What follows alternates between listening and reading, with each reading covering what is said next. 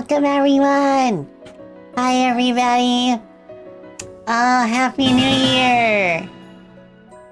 It's been some time. My stones! We have a new record! Let's go! You're going to need it. Oh my gosh, thank you for 35 months, Louise. Thank you for 34 months, Eps. Oh my goodness, and thank you, Haas, for 37 months. It was your birthday last week? Oh, right. Everybody give some love in the chat to Haas. Happy birthday. 33 years of me being alive. It was my birthday last week. Yeah, I missed all my underwings. I missed you all. Wow, it's been a while since I've caught a stream. Oh my gosh. Feels like I haven't been. Hi, Don. Thank you for 8 months. Edge Drive, thank you for 26 months. Throws money your way, get hecking shares, nerds, basic. Get absolutely freaking treasured, Edge Drive. I like how that's just kind of a running gag between us to very, like, aggressively support each other. Oh my gosh. Oh, B-Day for Blake, too? You turned 30 on the 2nd. Let's go! Everybody get some love in the chat for Blake as well. Happy birthday! So many good beans in the chat. Hello, Trini Flo, Double Cakes, Blake Argo, Ninja Master, Nat, Edge Drive, Health Sword, Keto with Glasses, did I say Ninja Master yet? Bandit, Robotronic Mechatastic, Eps, welcome! And Argo too. Wait, no, I said Argo. Too many underwings in the chat. It's good, I like to see it. But yeah, I felt like I needed a break from streaming during the holidays. I had a lot that I wanted to do. And of course I wanted to spend time with Bat Family. Oh cool, they brought Gunstar Heroes to Mushroom Kingdom Fusion. Let's go. So we are in the depths of Mega Manuary. So this month I'm going to play nothing but Mega Man games in celebration of Mega Manuary. It's been a yearly tradition for us.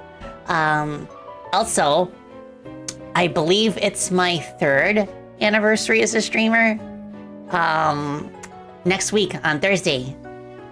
So I'll think of something to do. Maybe we can reminisce on 2025 and watch some clips. Oh, you can hear my Discord? What the hecky? Oh, that would be why I didn't turn off my Discord audio. It's just so ubiquitous that I don't even think about the sound effects that play anymore.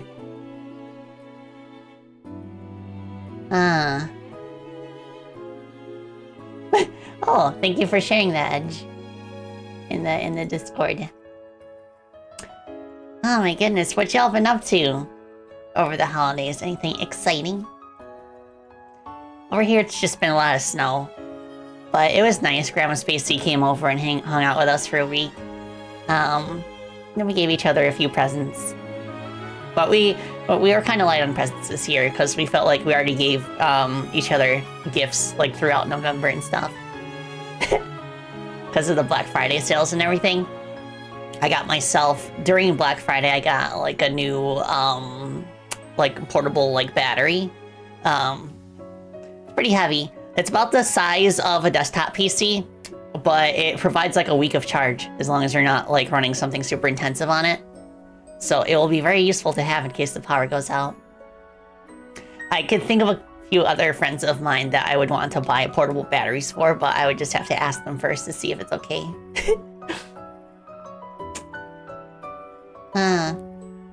Nothing interesting? Oh, yeah. Sometimes that time of year is just like, eh.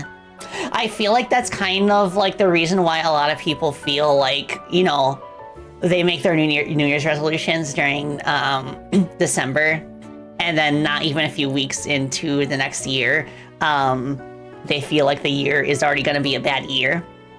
I think there's a bit of bias there just because January tends to suck. Like, in general. January is like a really horrible month to start the year on. You know, because it's after Christmas. There's no more festivities. Like there's snow like piled up everywhere. Sometimes the snowstorms in January are more intense than they are in December even. And around that year too, once the snow starts melting at the end of January, then you're stuck with all this like slosh and mud. So January is a historically unlucky month for a lot of people. So I feel like that's why a lot of years tend to get bad raps early on.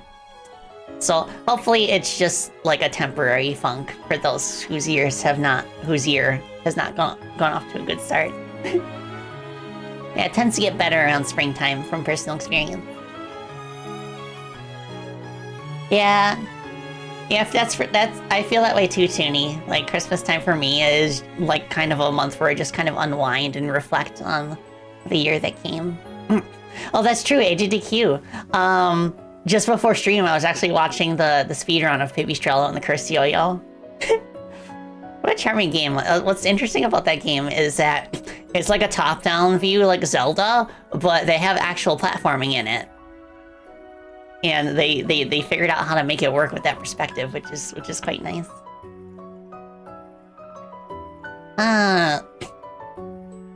Yeah, we're off to quite the start with Mega Manuary. I've been putting off this game long enough, so I'm just gonna rip the band-aid off and play X7. So I heard nothing but bad things about this game, but I guess we will find out. It can't be that bad, right? Hey everybody, Happy New Year's. Happy New Year, Mike. Wow. Oh no, yeah, the Yo-Yo Bat game. Oh yeah, kind of like Minish Cap. Oh yeah, it also kind of reminds me of what Mina the Hollow is trying to do. I'm very much looking forward to that game. I wonder if it's supposed to come out this year. I think so. Starting 2026 off with arguably the worst Mega Man game ever. Yeah. I see. Yeah. So, for context, X7 was Capcom's, other than Mega Man Legends, it was Capcom's like first true attempt at translating Mega Man gameplay to 3D, like full 3D space. You'll see. The results kind of speak for themselves. And I kind of feel like the reception to this game specifically is why classic Mega Man has never attempted to go into third dimension since. Not even Legends, if I'm not mistaken. Because this was PS2 era and Legends 2 released before X7. I haven't warned ahead of time to play through Legacy Collection 2 just because that allows you to play the PAL version of the game. Because for some reason, for the North American version, they made all the players' weapons deal significantly less damage. So I will play through Legacy Collection 2, and then I'll make sure to set it to PAL. Oh, right, yeah, thank you for reminding me, Joker. Mega Man 12! Did you see the Mega Man 12 teaser at the Game Awards? Oh my gosh, I'm so excited. It looks very much cut from a similar cloth as Mega Man 11, which is fine by me. I liked Mega Man 11. And I noticed that like the proportions of the characters are a bit more like akin to Mega Man 8 now, which I'm very much a fan of. It would have been really cool to see like what would have happened if they just stuck with the Mega Man 8 style, like the bouncier, cartoony style. But this feels like 12, from what we've seen of 12 so far, like the art style feels like a nice mix between 8 and 11. Oh, Maury, hello! Hope you're doing well. Well, let me get down from the ceiling, hold on.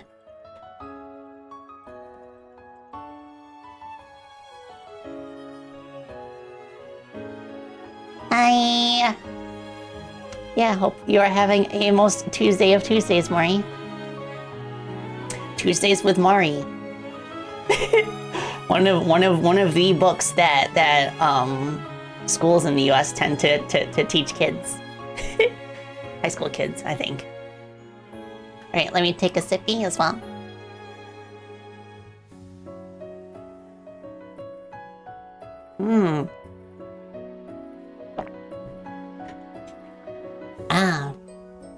Yeah, remember to stay hydrated in these dry months. Oh yeah, they made us watch the movie too in high school. There's a lot of literary classics that they made us read during during grade school. That at the time I was like, you know, whatever. But now that I am older and I'm getting into like collecting books and stuff and reading, whenever I see those books like in the wild, like special editions and stuff, I'm like, oh, I read that in school. How nice. You gain a newfound appreciation for these sorts of things after you get old enough, I suppose, to be interested in that sort of thing. Plus, you know, like with I just don't feel that interested in watching TV anymore. I feel like YouTube gives me my fill for the most part, and like movie theaters. And like cable TV isn't really a thing here anymore. We're mostly left to get like a whole bunch of streaming apps, and you gotta like figure out for the show you want to watch, you gotta figure out which streaming app it's on, and then make sure you have an account with them. And sometimes you have to pay the money before you can get access to it. It's like, ugh. Books are just a lot less hassle, and YouTube. Oh right, yeah, Okami 2 got announced last year, didn't it? I'm very happy for my friends who are fans of the series.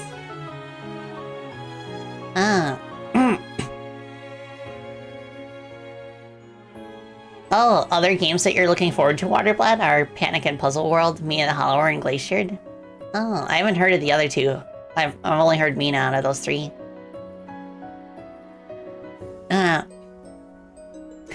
Pete says your mom told you to drink half a glass of hot water in the morning. Apparently it helps you feel better.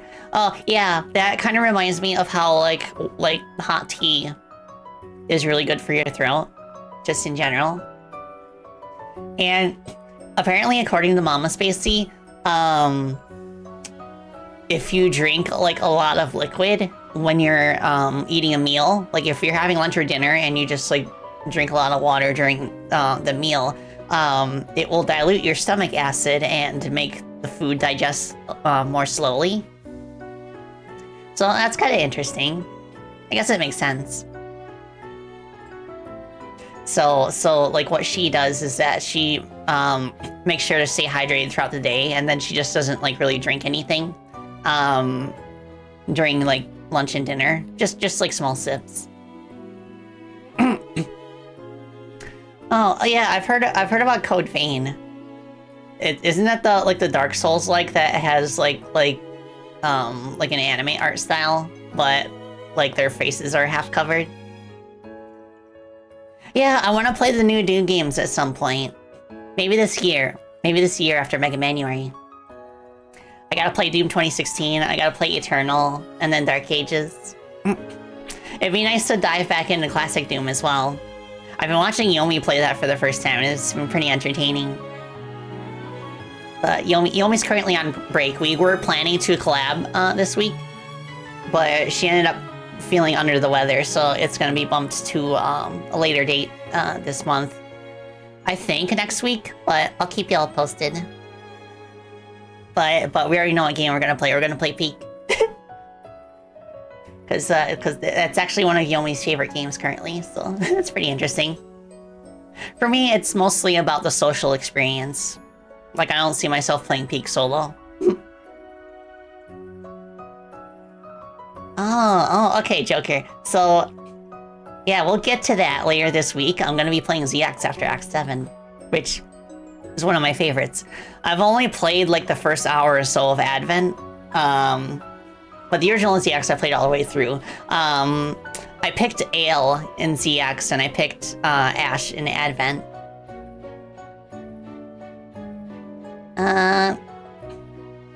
Oh, yeah, that too. For those of you who are, like, in the knows about development stuff for the Sonic series, it was really cool watching that prototype footage of Shadow the Hedgehog. It kind of gives you a glimpse into how teams like that will develop the soundtrack for a game. because a lot of the music in the prototype was like very much a work in progress. So that's always cool to see. You missed the prototype Shadow game. There's video footage of it online, and also people have uploaded videos of the voice clips of Shadow where he used much stronger profanity in the prototype version before they decided that they wanted to go for an E10 and up rating instead of a T. Yeah, I mean, retail Shadow the Hedgehog is kind of rough to play too. I feel like the mod that we played, Shadow the Hedgehog, was it Reloaded? Yeah, that really made the game shine for me. Especially, that's my favorite way to play it. They let Shadow say beep. Why, yes. And what's funny is that like a couple of the voice clips that were not curses, but like a couple of the unused voice clips would later be used in Sonic Riders, if I'm not mistaken.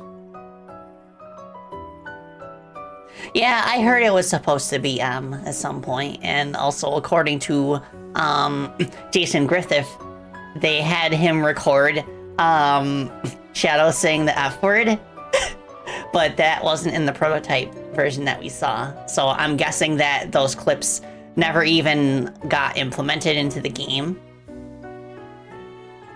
They might have been recorded, they just were never like added to the prototype builds. At least that's my guess, if memory serves me correctly. Yeah. Oh my gosh. I still remember when Shadow the Hedgehog was originally announced, like the video was kind of going through all of the classic Sonic games leading up to that point, like you know, like celebrating the history of the series, and then all of a sudden in the video, the screen gets littered with bullet holes, and then it just like hard pivots to this like super gritty setting with Shadow the Hedgehog and a gun, and it's like, what the heck are they thinking? Like, I cannot overstate. Like, for those of you who are younger and were not like alive during that time period, I cannot overstate like how jarring it felt watching that. And like, it got so much negative publicity, and the game like didn't really score that well either back then. I think it's just that like games like that nowadays kind of like it's enough time has passed where you can kind of appreciate it on its own merits outside of the cultural context. Plus, we've had several Sonic games since then that have also kind of touched on more mature themes, like Shadow Generations, for example, that has kind of like I guess it's kind of like changed our perspective of those kinds of games, which I think is perfectly natural. It's okay to kind of like rethink like earlier titles and bits of media in the context of like modern sensibilities. So for that reason, I feel like it's perfectly fine to like enjoy Shadow the Hedgehog nowadays. I certainly do. Like, it took me like what, like 15, 20 years since Heroes and Shadow came out originally to actually play them myself. And I thought I would like Heroes and hate Shadow, but it was the exact opposite. So it's really interesting how the passage of time can change our perspectives on different things. Also, Dr. Dubs, thank you for the raid. Welcome, raiders. Hi. Your professor is here. Space Tea about to tell you at your service. I am a game developer, most known for being the producer of the Freedom Planet series, as well as the recent Hollow indie game, Chrono Gear Warden of Time. And this month we are doing Mega Manuary, which is a yearly tradition for us, where I'm going to play nothing but Mega Man games this month.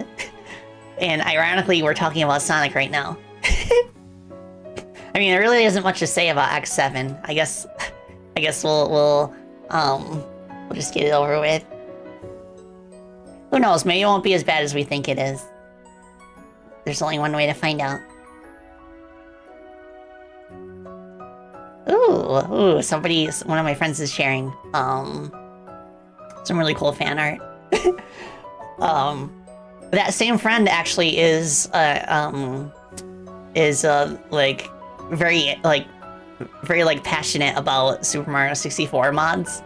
And he's actually told me about this Mega Man X character mod for Super Mario 64 that pretty faithfully translates the gameplay of the Mega Man X series into 3D. That might be worth trying out sometime in my spare time, just to see how it compares to Capcom's like official attempt with X7.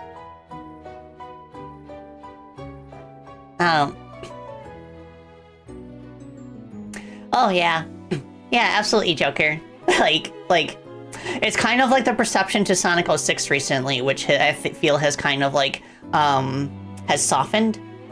Especially because I feel part of that is because of Project 06 kind of like exposing the potential that it had.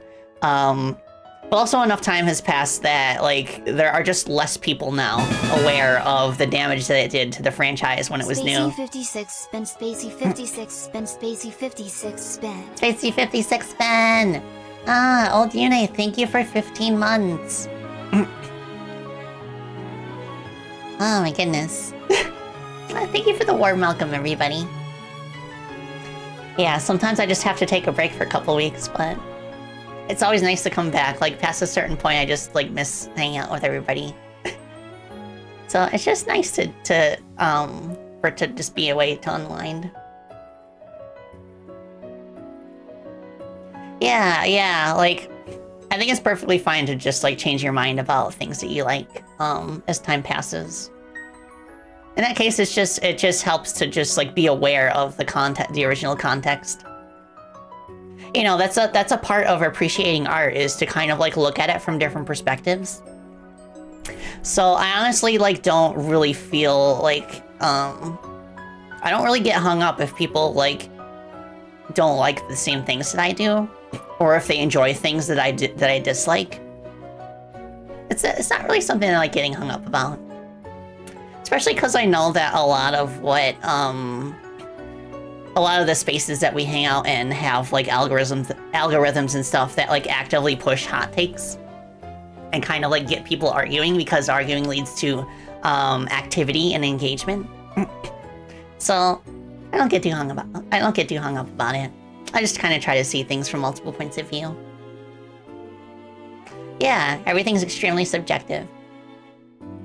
And it's just fascinating to learn how different people think of different like aspects of video games.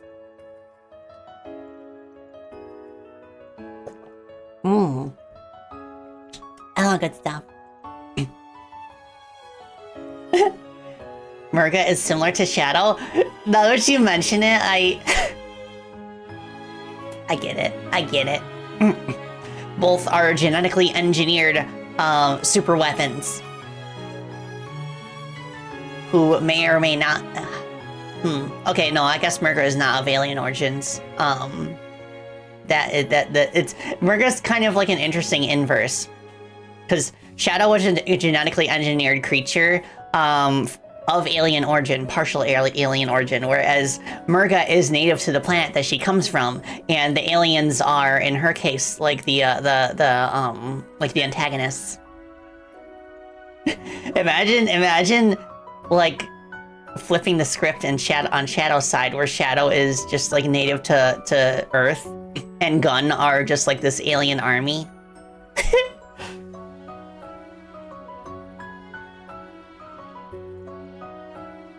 So you finally admitted it? It's not that... I don't feel like that was the original intent. I just think the similarities are interesting now that it's been pointed out to me. Huh. Yeah, right now. I probably wouldn't have thought of that comparison until people brought it up. Yeah. Oh my goodness. It's interesting thinking about, like the lore of Freedom Planet, like so many years after the last game was released. Like there's certain details that are like starting to get a bit like muddy for me, because it's been so long since I thought about it. But That could be a good thing, because sometimes it helps to kind of like clear your mind and go in with a fresh perspective once you're ready to go back to something. Similar goals? Yeah, I guess so. Yeah, vengeance. They both want vengeance. Was Freedom Planet 2 the Secret Sonic Adventure 2 remake that we never heard of? You know, I jokingly thought to myself that Freedom Planet 2 is basically you know what? You remember Sonic Adventure 2? Let's just make that again, but in 2D.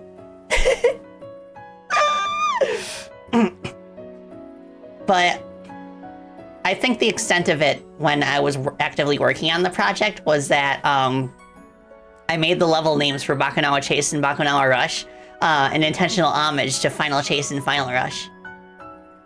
And of course to Grind Rails, being in outer space. A Freedom Planet lore Chatty Batty stream, that would be interesting. Especially because I'm not even sure if I can, like, remember to stay accurate to the original source material. It's just something that we can just, like, brainstorm together, I guess. I remember somebody in the community tried to put it together like a whole, like, lore document to, for, like, the entire series. That's pretty interesting. Oh, Peter Pro, hello. Okay. I'm gonna go refill my water and get a cough drop, and then we can get started. It might be a bit of a shorter stream, depending on when Mama Spacey has to babysit or not. But I still think I got a good few hours. Oh, Newbie, if I'm not mistaken, I think Lilac was 17 during Freedom Planet 2. You got school starting tomorrow? Oh, I hope you have a good, what I assume first day of school of the year. Lilac was 18? Huh. Okay, I'll have to double check on that. Dr. Smasher, hello. Alright, I got a dip for refilling my water. And everything. I'll be back in a couple minutes, and then we can play some Mega Man. Bats.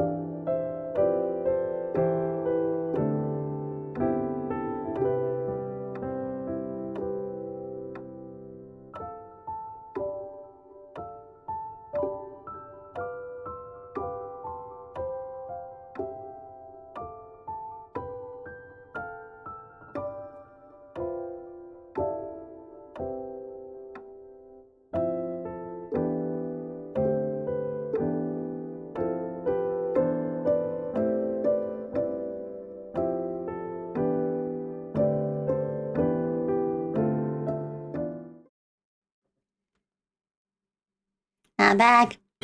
And I'm a bat. Thank you for your patience, everybody. Mega Man X. How's the volume compared to my voice?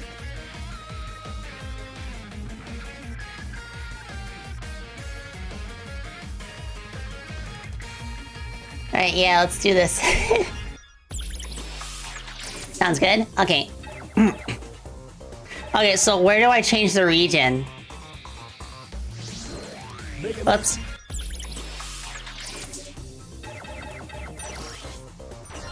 Is it language? No.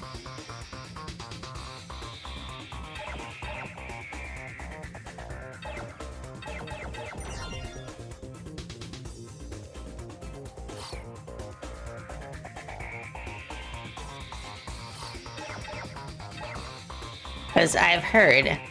Oh, I see it in the top left there. So maybe if I select it first and then... Okay, change game edition, the X button.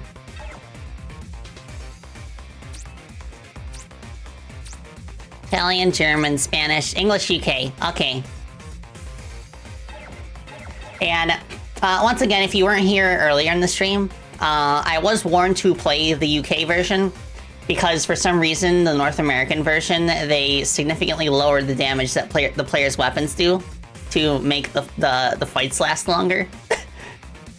Yeah, back in those days, they had underhanded tactics to kind of like prevent people from beating the game after renting it.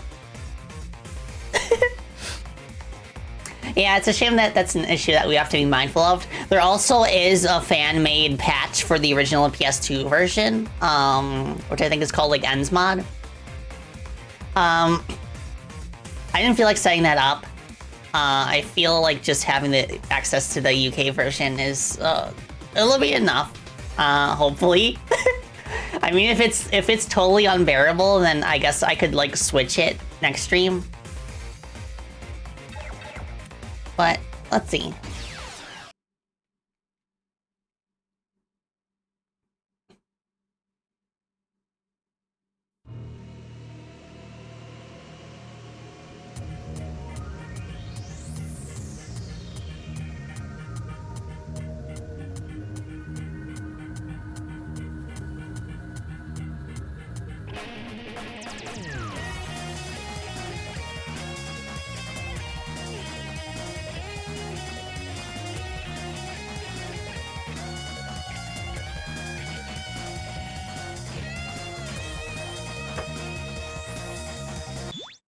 Whoops. I tabbed out. Oopsie. No. Also, yeah, we have a new playable character. For the whole series up to this point, you've only been able to play as X and Zero. But they added Axel starting from this game onwards.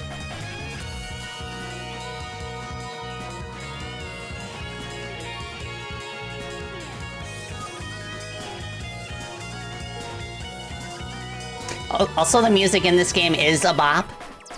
We can be thankful for that. It's been on my playlist for a while.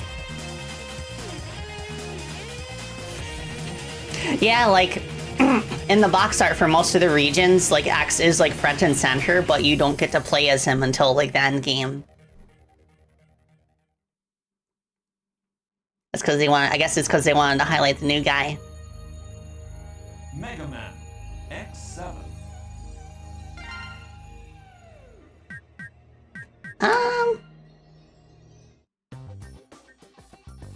Is there anything worth changing in here? Auto charge. Auto repeat? I've heard that auto repeat's good for Axel, but I would want to turn it off once we get X. I'll do that.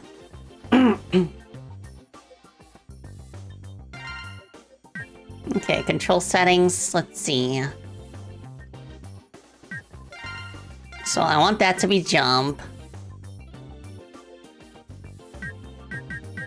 Oh, camera's not on the right analog stick?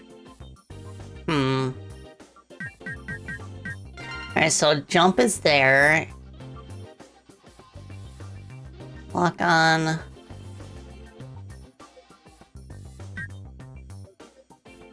This, I don't want normal attack there.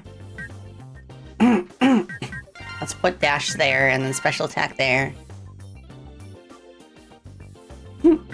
You're the best teacher ever because you actually let us eat in class and play video games to teach us. Yeah, of course. I'm a game design professor after all. I also teach chronomancy, but that's not something that a lot of people can like innately use. So I'd say like game design is my main field of study.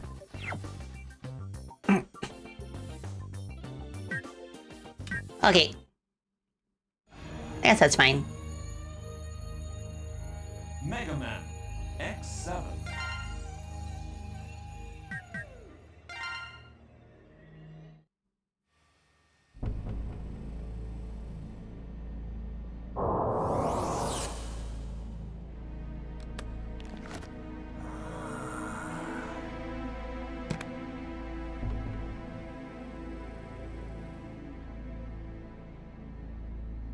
This is it. Ready to rock? I'm always ready. What the? You wait here.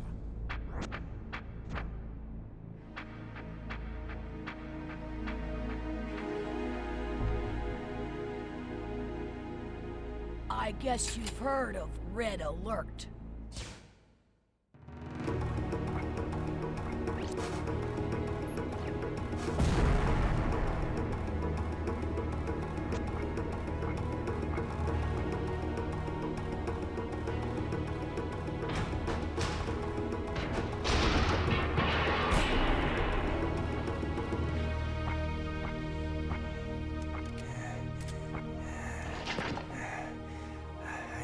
Safe here.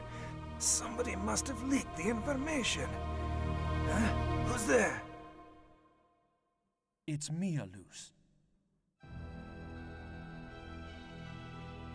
It was the perfect plan. How did they find out? Hmm?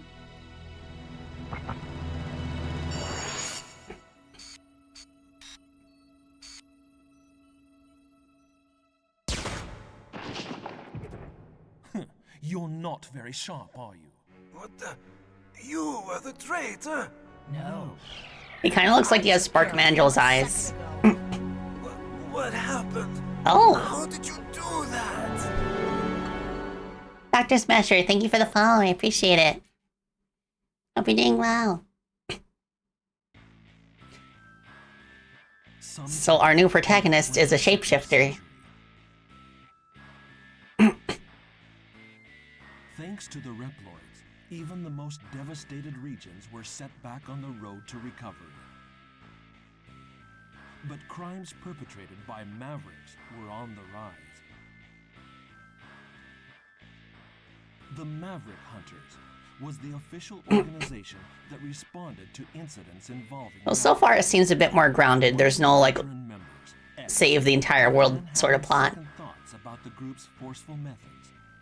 He removed himself from the front lines and instead worked to achieve more peaceful solutions. Why must Reploids fight one another? I've had enough violence. Really?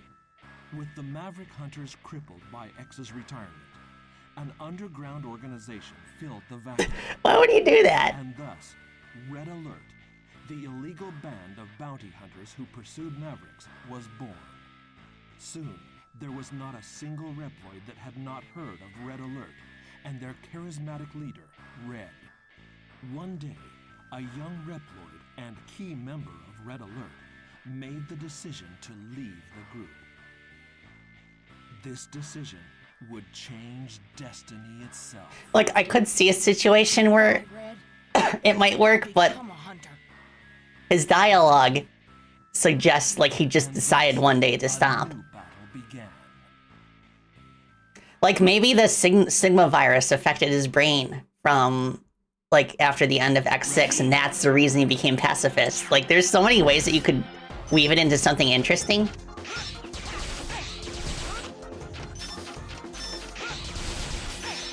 Okay, so far we got a side-scrolling section. Oops. Come on.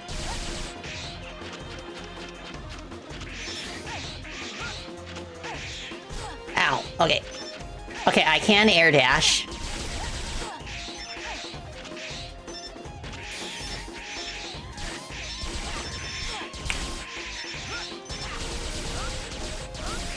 Right away, I'm kind of feeling like a sort of input lag.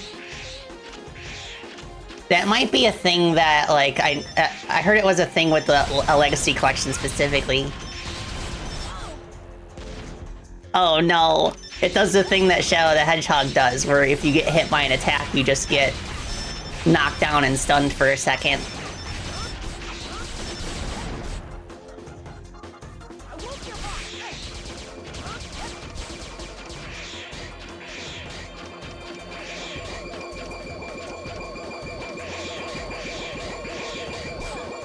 Ow.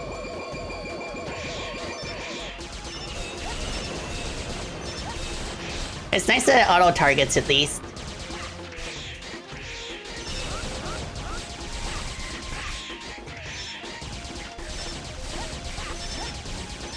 That's always a thing about games that give you like a gun to fire. If they do that and then they don't give you the ability to strafe, like you pretty much have to have it auto lock on in order to feel nice. I remember that was a thing in the first Ratchet & Clank. They didn't have strafing in that game. So for a lot of the projectile weapons, they would give the projectiles like a bit of a homing bias. Okay, am I doing something wrong? Final security door. To open it, you need to attack each core. Well, it's red. If you fail, it'll close. Okay, so I have to wait until it's red. Use right trigger to toggle the lock on and hit it directly.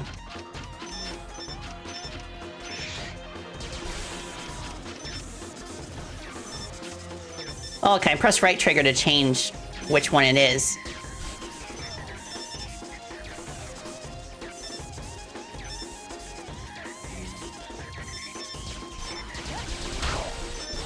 Dang it.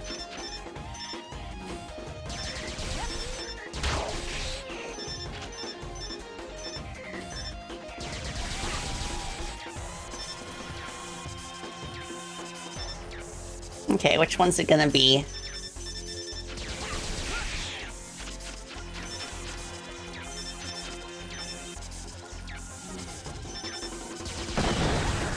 There we go.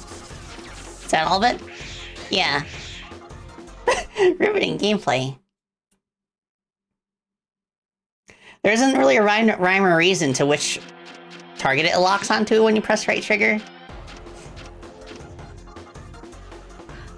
Phew. Somebody please tell me I'm through with the worst of it. This might be a bit of a hot take, but I actually like Axel's voice in this game. It gives him like a younger vibe, like he's just like a rookie.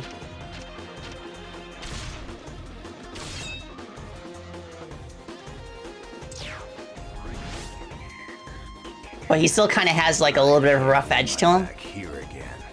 What the heck has happened? Zero's voice... Mess. I don't really see him having a voice this deep. Unless we're going with like my personal headcanon that the Zero that returned in X6 is not the original one. But X just doesn't want to like cope with the loss of his friends, so he just pretends that everything's fine. And that could have fed into the idea that X would retire from Maverick hunting. Because even though like Zero is technically back, it's still, he knows in his heart that it's still not the same Zero, and he still kind of like refuses to cope with that. So it ends up just being too much for him. So he just doesn't want to fight anymore because of it. That's a way you could have made it work better than just X like whining about like, oh, I don't want to do this anymore.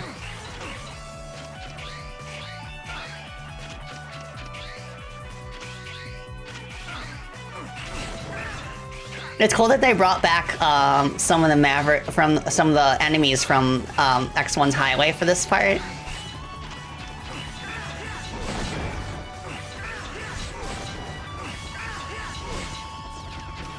I'll get ya. I can just barely hit it.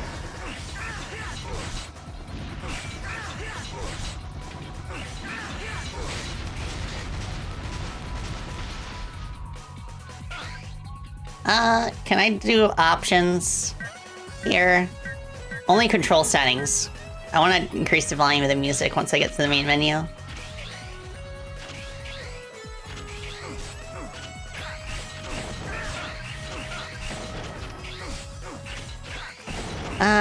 Right away, there's a bit of a problem in the way that Zero moves in that you can't control his trajectory after he jumps when you use a sword attack in the air. He had so much more control in 2D.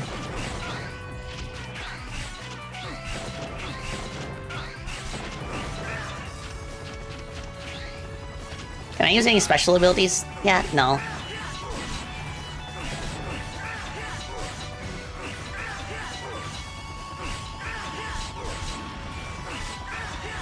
And he has a ton of end lag on his moves.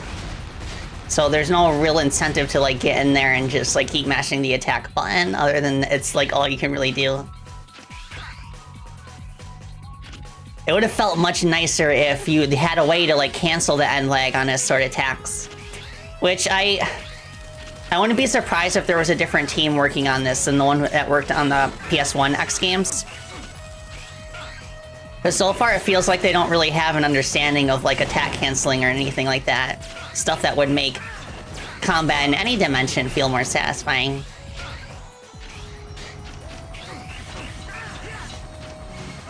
Whoops. Ready? What was that scream?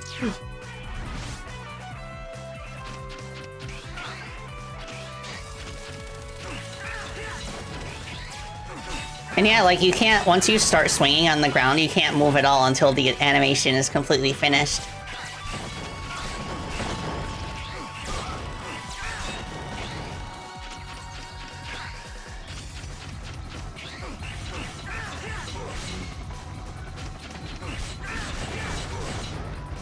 I do appreciate the attempt of like framing the camera in such a way that you never have to touch the camera controls normally. However, yeah, I can't see what's going on, obviously, in this position.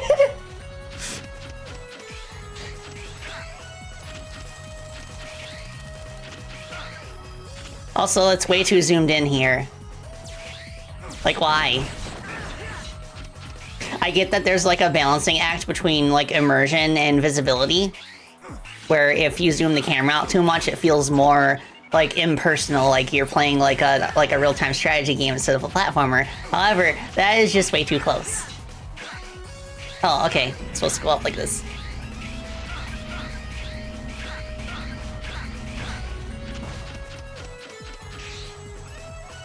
Out of the way! Out of the way! Huh? Wait a second. Are you stupid? I can't. You're in danger. I can't get used to that voice coming out of Zero. Are you connected to this incident? Like, it sounds like a voice that is better suited for that one guy who was a part of Maverick HQ in the past couple games. Cygnus, I think his name was. No, wait, was it? It was a guy dressed in like dark blue, with a navy cap.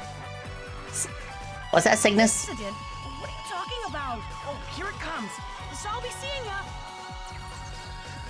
Yeah. Okay. Yeah. That's a voice I could imagine on Cygnus rather than Zero. What's going on? No! What are you doing? I'm guessing this is the kind of section where the boss is immune and you just have to run from it until it reaches the end point and then you can fight it for some reason. Oh, yeah, cutscene. You've got some explaining to do. Okay, I'll tell you everything, but later. Right now, I have to take care of that freak. Yeah, that's the impression I get too, apps. Like, it tries to blend 2D and 3D gameplay seamlessly, but it feels like it just can't make up its mind what kind of game it wants to be. I'm Axel. Call me if you need a hand. Okay. This has become a real pain. I want a full explanation when this is all over. Why are you suddenly yelling at Zero? I would very much like a projectile, so...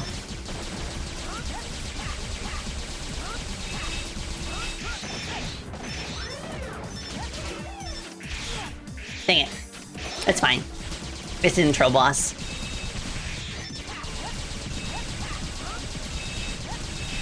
Oh, that is some bright flashing.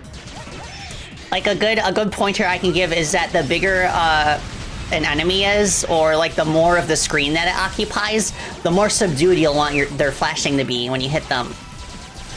Because otherwise it can become a bit of an eyesore. That's actually something that Sakurai went over in one of his game design videos, where you'll want flashing effects to be more subdued the more, like, the closer to the screen, or closer to the camera the object is, which is something they procedurally do in the later Smash Bros. Games, where if the camera's super zoomed in, the flashing is, like, way, way less intense. I'm Success! run off. So could you take this thing off? It makes me feel like a criminal. Feel like a criminal? Okay. Maybe what I did was wrong, but, like, we were a perfect team, don't you think? When we kicked that big dude's butt, I thought, yeah, we would make a great combo. Like, he sounds like a bratty kid, but it actually works for the character, so that's why I'm not bothered by it. So, where's X been lately? I haven't seen him around. Sit tight. He's just beyond this door. Oh, thank you for the care combo thing. Wait, I'll take Sippy. Here he is. Nice work, Zero. Oh, there's Cygnus. He does have a similar voice, actually. I wonder if it's the same voice actor. Who caused all this trouble? I guess so. I had no idea they'd send that kind of gear after us. Here? Who's after you? I left Red Alert. Believe it or not, I'm a... X's voice actor, it doesn't help the vibe that he's just being whiny about not wanting to fight anymore. Do you realize how much damage your internal bickering has caused? I apologize. And it also, X's voice also has the vibe of, like, the voice actor is, like, obviously reading from the prompt. That's the way it goes. Do you have any idea? X, cool it. All right, Axel. Why don't you start by telling us why you left? Wait, Cygnus is voiced by Alucard's VA? That's awesome. Murderers now. They used me. We used to only attack the bad guys, but not anymore. I couldn't take it. They're going to come for Axel, no doubt. It kind of cracks me up that Zero Sprite is just, like, I'm interested in facing this. completely forward in this. How can you say that? If we fight, we'll fall right into their hands. We can't allow this madness to continue. I know what you mean, X. But we can't talk them out of this. Sometimes fighting is the only choice. That's quite enough. You need to back off and pay the dues for your crimes. X! Oh, they massacred my boy. They massacred my boy. Aelia, what happened? The other thing that would have made this work is if they just gave all of X's dialogue to somebody else in Maverick HQ. Like another, like, high-ranking, officer. I'm Red, leader of your friends here at Red Alert. I never imagined our little friend would end up in your hands. But in any case, I want Axel back. Now, don't you worry. I know he won't come back easily. So how about this? Like you, we're hunters. We've trashed our share of Mavericks. So So how about a duel? A duel to determine who the real Maverick Hunters are. I'm sure you won't mind if we use the Mavericks that we've captured so far. So the last one standing wins. If we lose, we'll surrender Axel to you.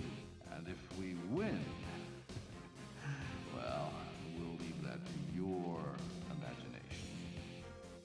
Okay. You've got to be kidding. Axel has nothing to do with us.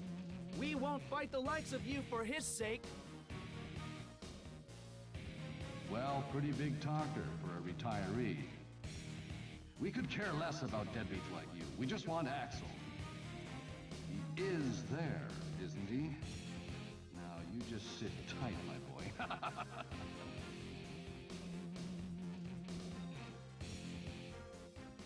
Huh. They're already on the move. I noticed that Red has the same chest lights as Zero. Across the map. I'll check for damage. And Sigma, for that matter. I'm sorry. This is all my fault. Well, this is turning into a real mess.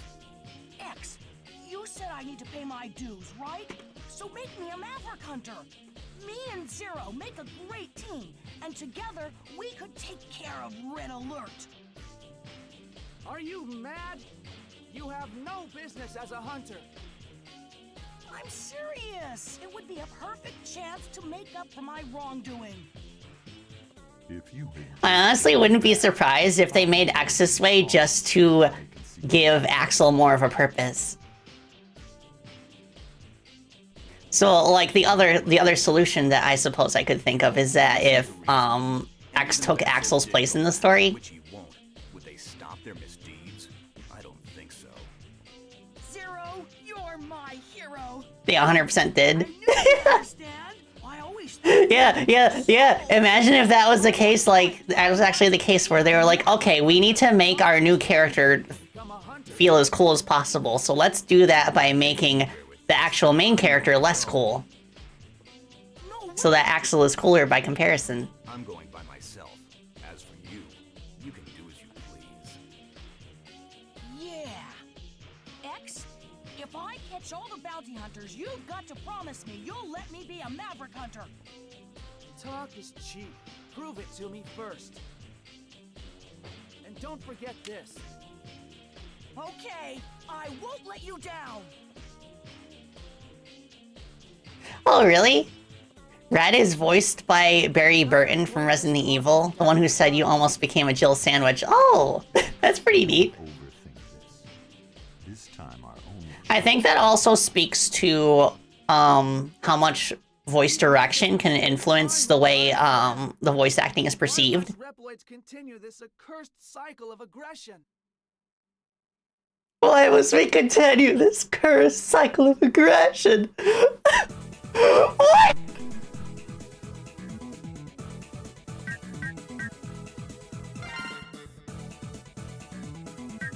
And you call yourself a Maverick Hunter? Well, he's not a Maverick Hunter anymore. He's retired. Old man X. Get back in your chair, old man.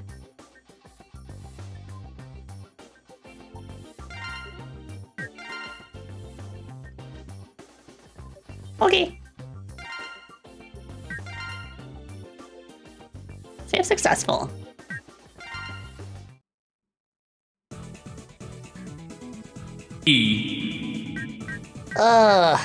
Wait, so saving brings you to a separate save screen, and then you have to return to the results screen, and it loads in between each one. Why must the Reploids fight?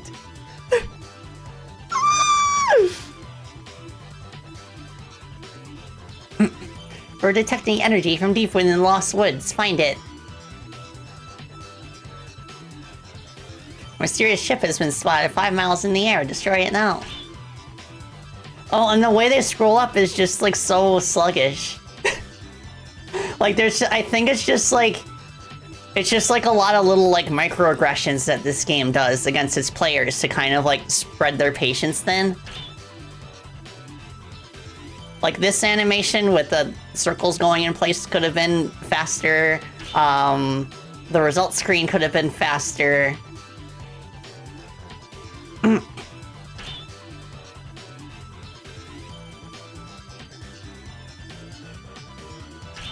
Oh yeah, D-Birch, somebody told me about that earlier.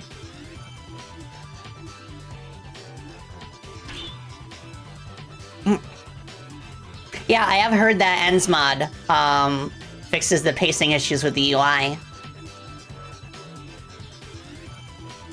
But I think it's educational that we're playing like the original version.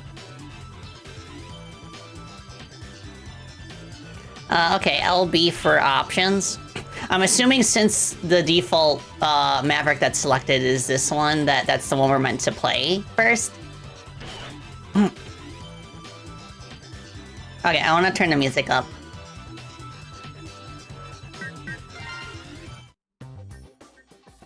Because the sound effects were good. Yeah, like the audio balancing also feels a little bit weird in this game. Sometimes you can hear the music clearly, other times you can't. No! What do you mean I can't change the music volume? Dang it. Bruh. Bruh. Can't believe this. I'm gonna have to actually turn the volume up on my end.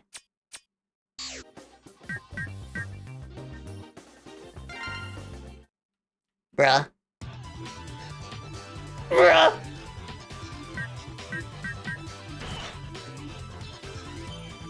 Let's just get going.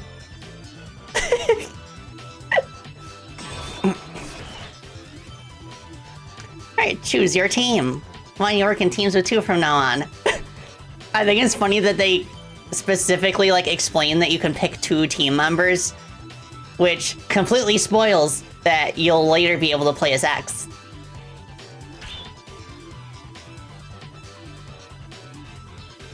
Yes. Oh yeah.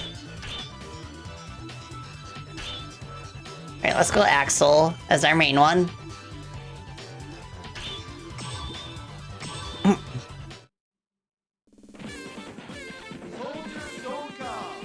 Soldier Stone Kong.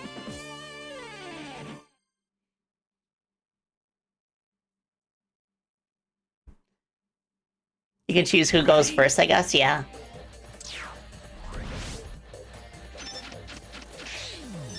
Oh, is there something back here? There's like a glowy thing.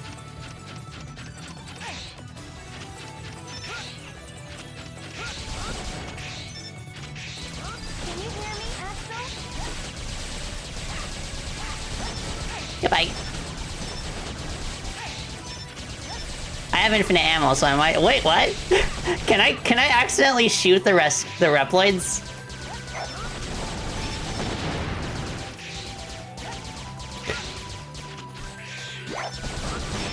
It seems not. What are my thoughts on Dual Override? I'm so excited. I mean, it's called Dual Override, but we all know it's Mega Man 12. Dang it. They're permadead if you do, so like there's no attempting the level again. To get them.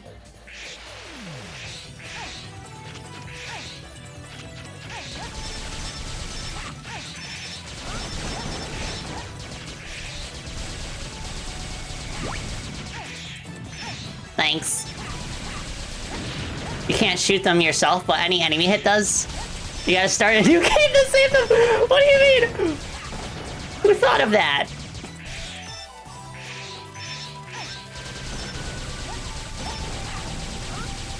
Like, so like literally the moment they die, 100% completion is impossible.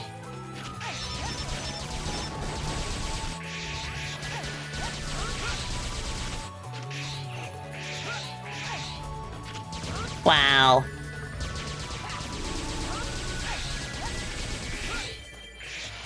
Okay, I guess this is indestructible.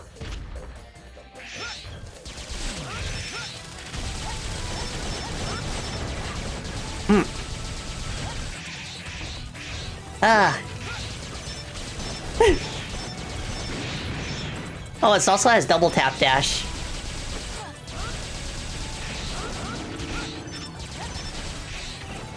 Okay, it's... Nope. Ow. Come on.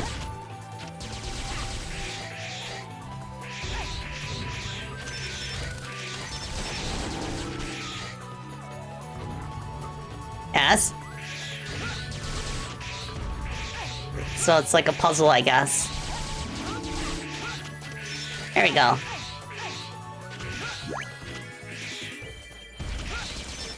Oh, yeah, Edge. I noticed that too, like the foliage sometimes gets in the way of the camera.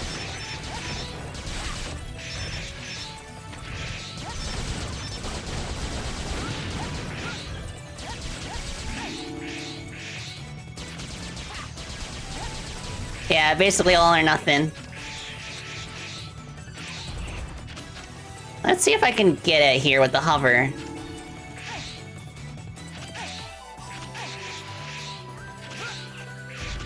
I'm not sure.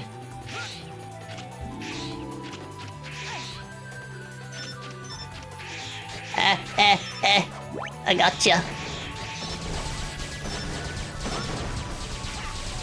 I have to hold jump? Okay. Let me try that.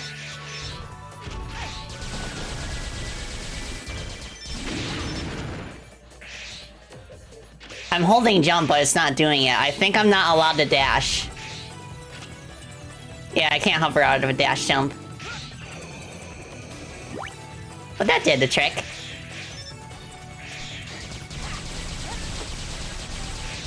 I think you should have been able to hover out of a dash jump.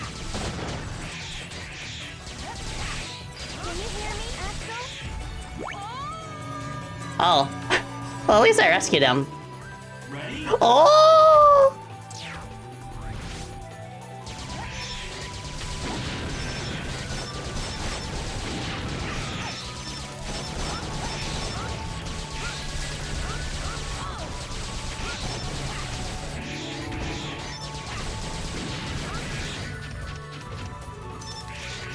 Come on.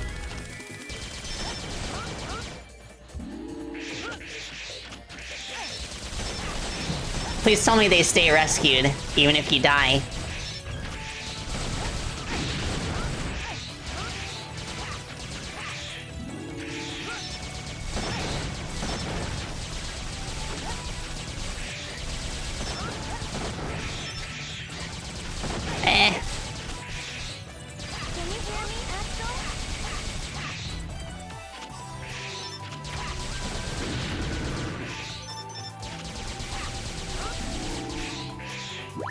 Nice.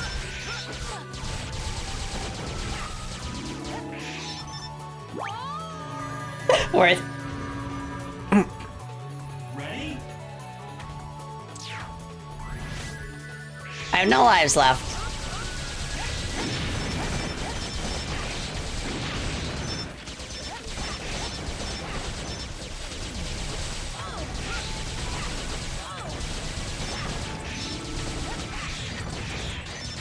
Yeah, I agree, like, maybe the intent was for him to sound like a rebel teen, but he just sounds like a kid, but I think the way they portray his character still works with the kid voice. So that's why I'm not as bothered by it as I am by Zero and X's voices.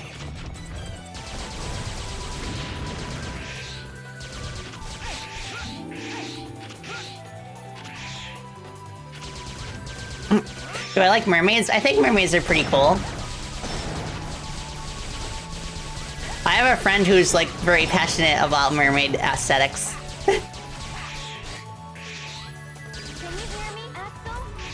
And I remember I visited her Animal Crossing village one time, and then, like, her whole house was, like, mermaid themed. It was so cute.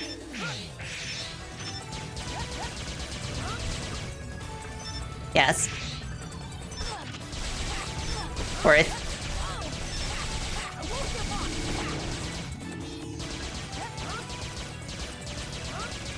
Nothing's moving except for his pistol hand.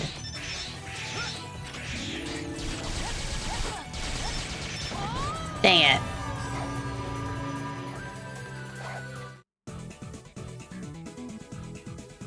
it. We died, but we got the victory theme. I'll explain how hunter rank is determined, so listen carefully. Rank is determined by factors such as the number of rescued Reploids, total damage, and defeated enemies.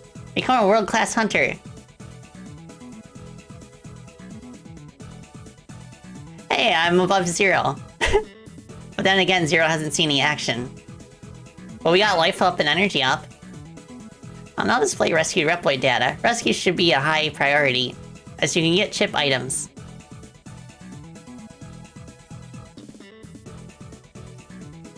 Dang it.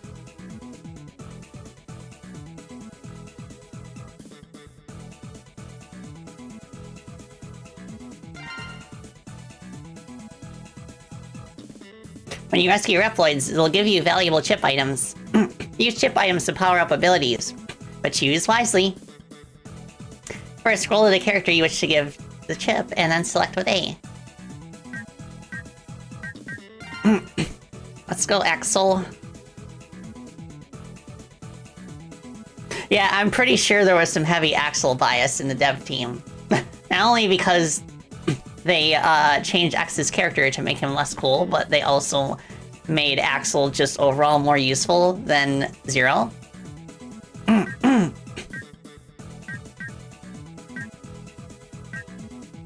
Increases power of recovery items. Rapid fire, normal attack. I'll do attack power.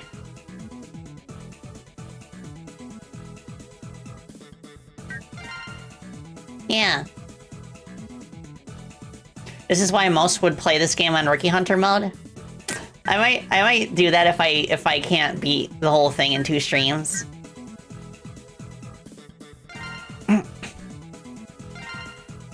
Oh.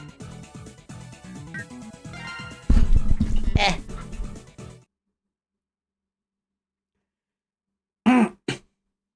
Yeah, it feels like they wanted to make Mega Man Axel.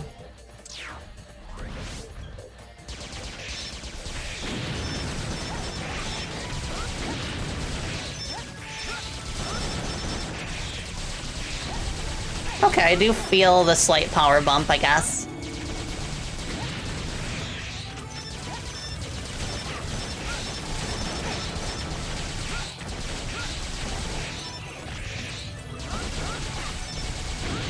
Ooh!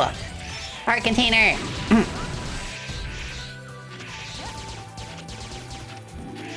Yeah, I have a charged copy shot. I've heard that it's useless, though.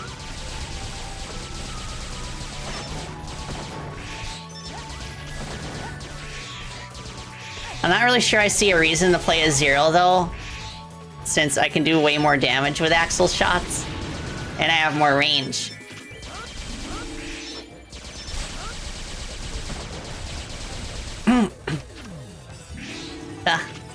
Okay.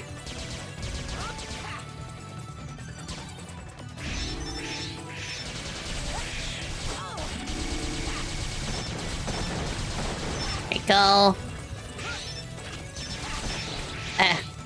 Are there spikes down here? No.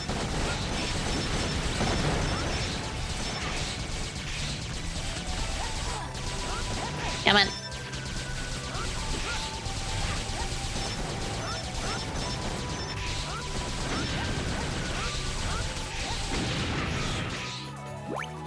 There you go.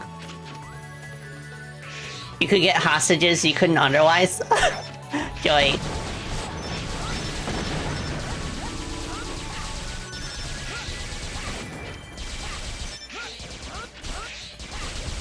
Oh, okay, so 0's kind of the one you use for platforming. And Axel's for combat.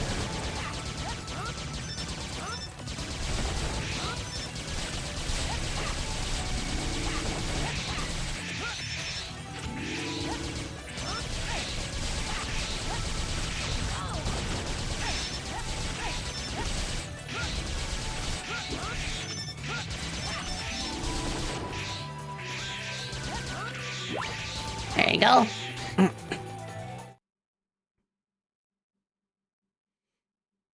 Ready?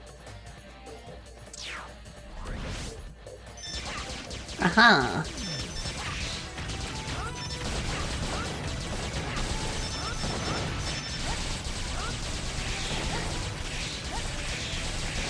Yeah, like the series was originally supposed to end at X5. And I think it's appropriate to consider that like the canon ending. Everything afterwards is just like a bonus.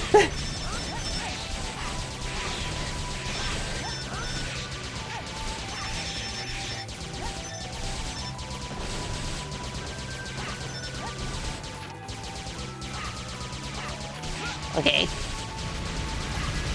Got him. That was weird.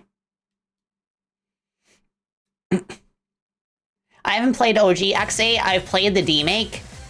The fan-made D-Make. That was really fun. The great and wise Stonecomb. How could you, of all Why does he have butt lights? Why does he have butt lights? We have already strayed from the path. Why? What is it? Did he used to be a car and those are like the taillights? Now, all we can do is stay true to our beliefs, wherever they might lead us. But what Red Alert is doing is wrong. Bro caked up. I know. Both you and I know they are being manipulated. Oh, the chest lights too. I fight for loyalty. Ready yourself. Warning.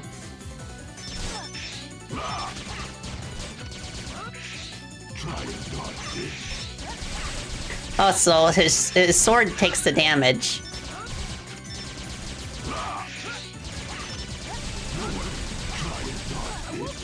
Ah, dang it.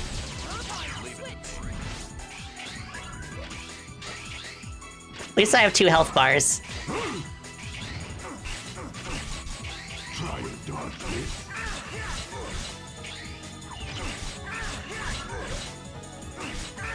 this. Does a reserve partner have any way to heal? Try and dodge this. Warning! Dang it.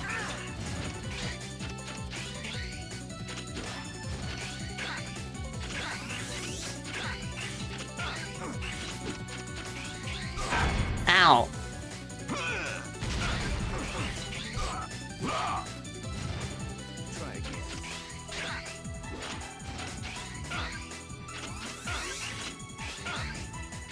Here goes nothing.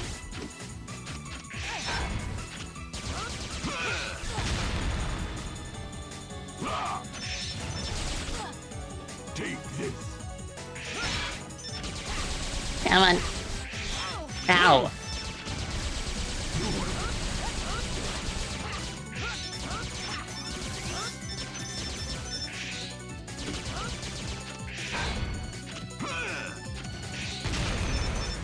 Okay, so there's a little bit of space I can stand in. Try and dodge this.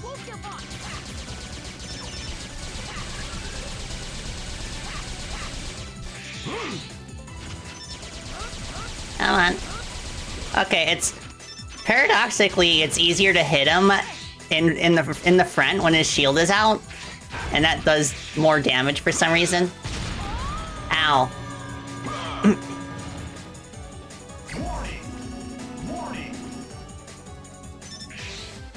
Eh.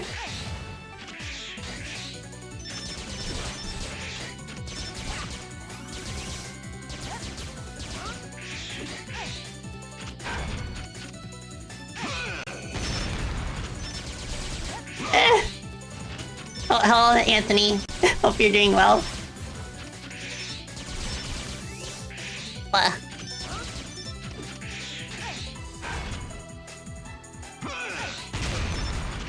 Oh boy, oh boy.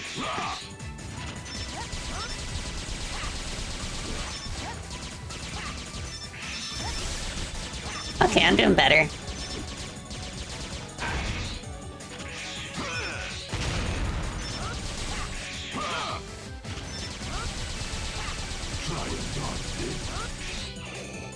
Haha, dodged it.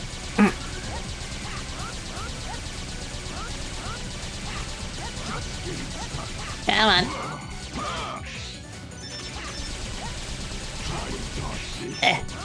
Dodged it.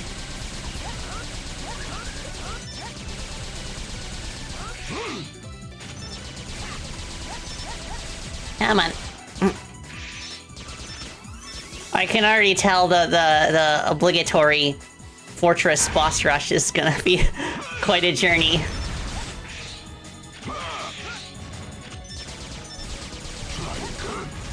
Yay! Ugh.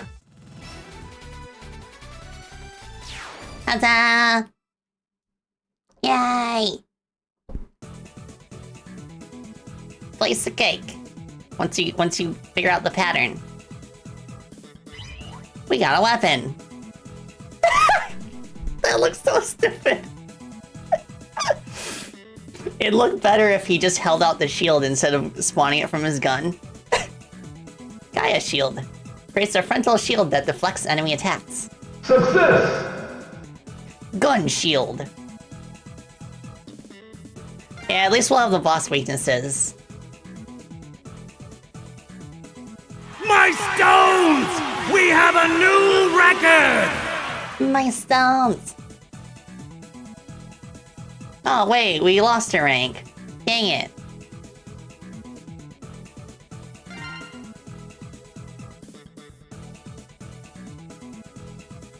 Okay, we got 2 more people.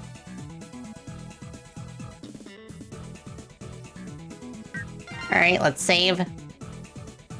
It'd be nice if, as a part of the Legacy Collection too, they just auto-saved for you, but I guess I understand why that's maybe a little too much work.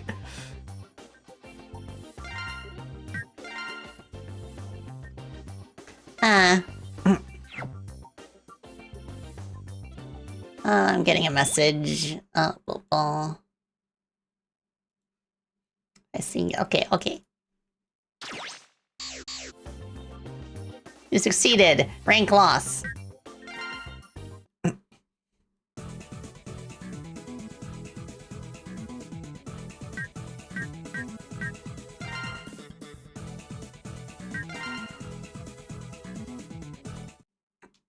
Like the UI, the way the UI feels, it feels like it was made by programmers who have not worked on a video game before.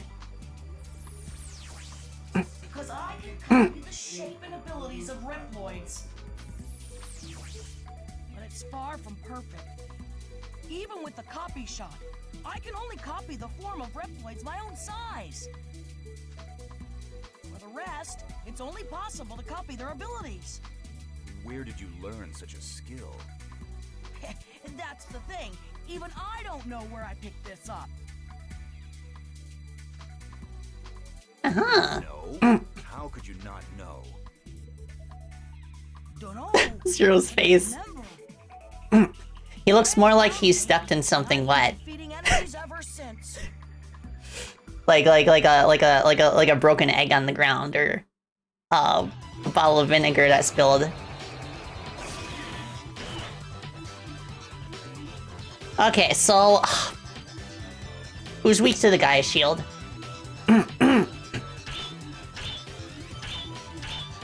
The levels take so long that I don't mind getting backseated with the weaknesses. Radio tower? Okay. Thank you. Thank you very much. Yeah, like, that too. I don't think Axel necessarily picked up the skill. Maybe I feel like it's more likely that he was just engineered to be that way. Design-wise, do I prefer Mega Man X-Zero or Mega Man 00? I think they both accomplish different things. I think Mega Man 00 is meant to be a bit more of like an underdog, and it fits his character arc of just kind of like starting with like no memory of who he was and getting stronger. And for Mega Man X-Zero, I think it works as kind of like the stronger mentor figure to X. So I like Mega Man Zero's Zero design for feeling more like a protagonist. And then I appreciate X-Zero as well for also fitting that archetype. My headcanon actually is that in Mega Man Zero, Omega looks more like X-Zero. Okay, so we just pick you and you. In X8, Axel gets alternate weapons instead of new powers, each one having different properties and weaknesses. Oh, cool. Tornado Tunyon.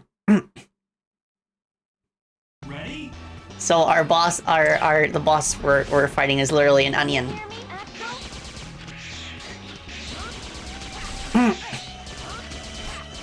Oh, right, Reploid.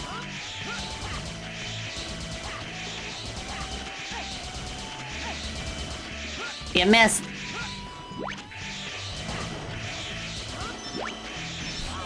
Ow.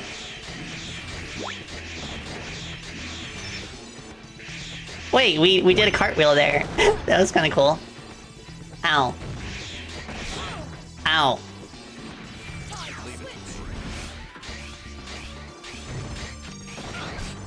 Dang it.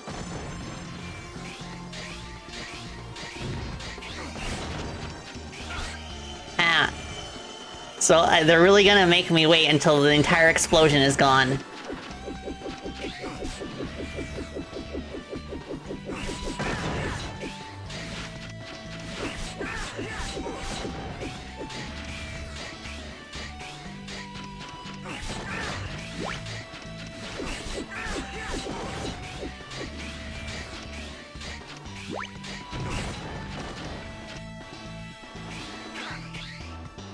Shield! Can you hear me, Zero? Okay, we're actually fighting it now, I think. Is that something we need? Oh, that's life. Let's go. Okay, I need a projectile now.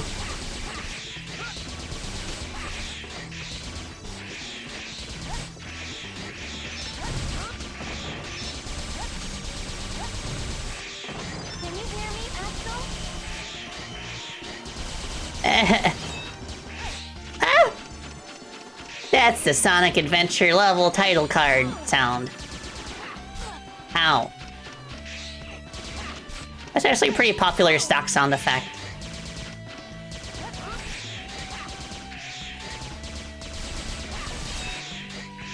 Oh gosh. I need you to dodge!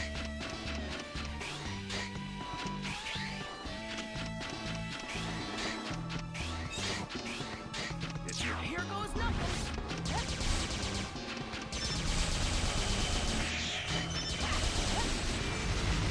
Got him. Our tanks only get applied to the character you pick it up with, so they aren't shared, so you gotta choose carefully. Oh, okay. Ready? Does that include, like, rescued Reploids, too? Can you hear me, Zero? Oh, that's not a rescuable Reploid. Oh, it's the bats. They're back. From previous X games.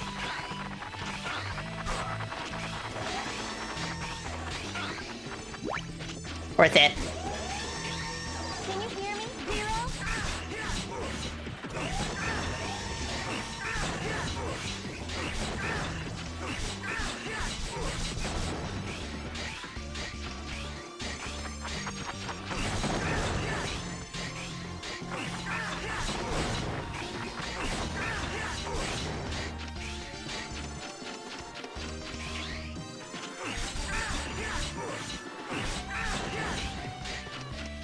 He does nothing except engage a shield and jump in place. That's kind of silly.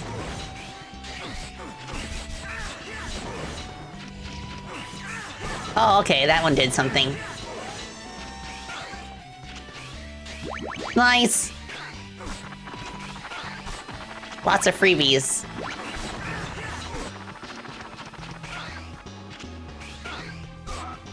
Eh!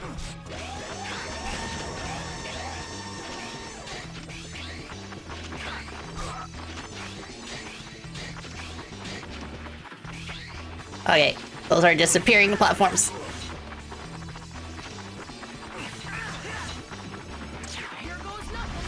I should probably be able to have the ability to shoot them.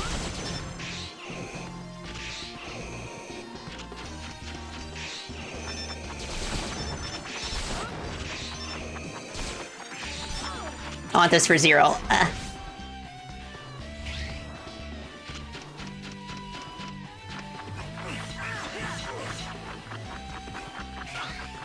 Oh, that flapping noise isn't from the bats, it's from the satellites. Okay.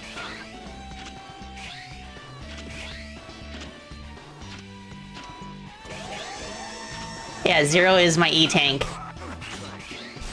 0.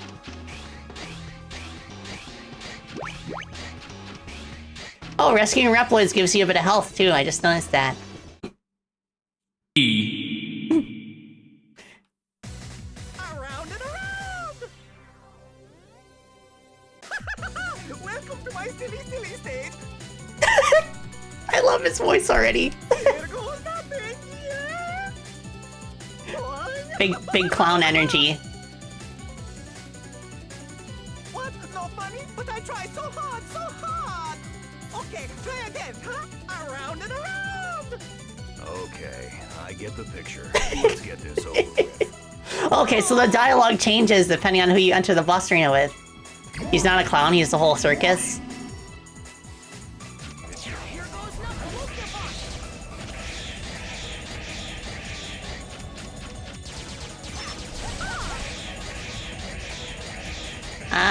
Oh. Okay, how do I switch weapons?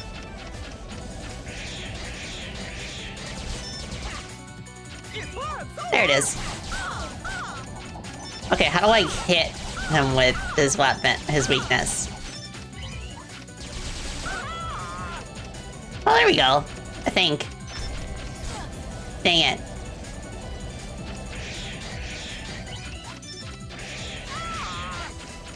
Okay, we just walk into him.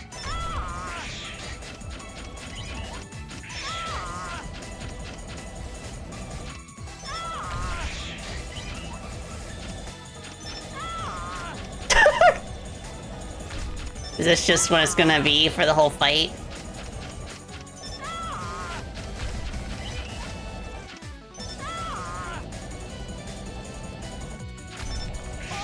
Dang it! It doesn't even do that much damage to him. Yeah, I wonder why it isn't doing that much damage. Ow. Please, I'm pushing buttons.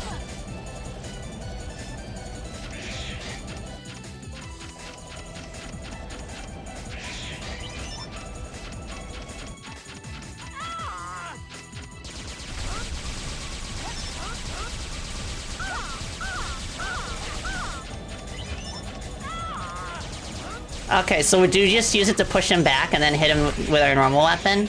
Maybe?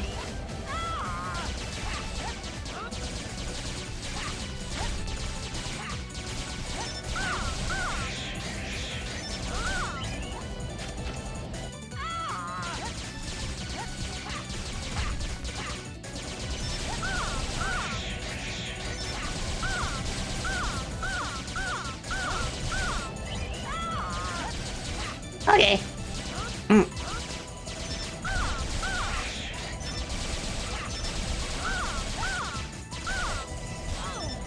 Ow.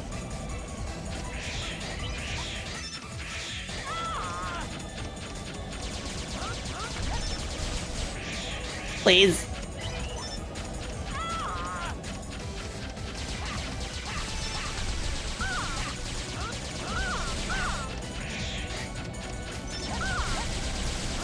He's losing most of his armor.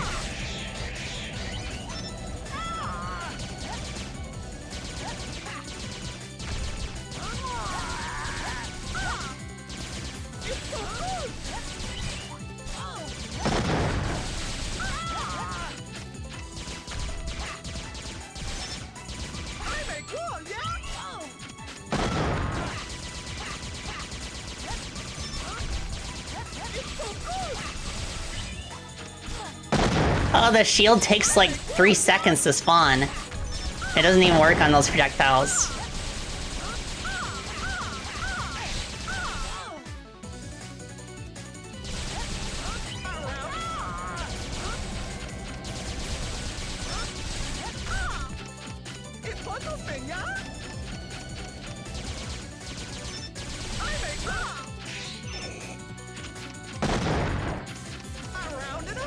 Come on.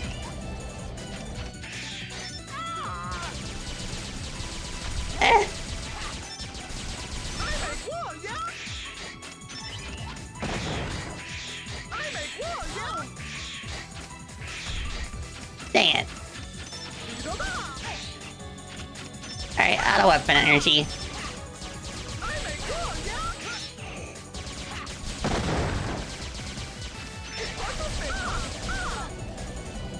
Eh. Alright, 0.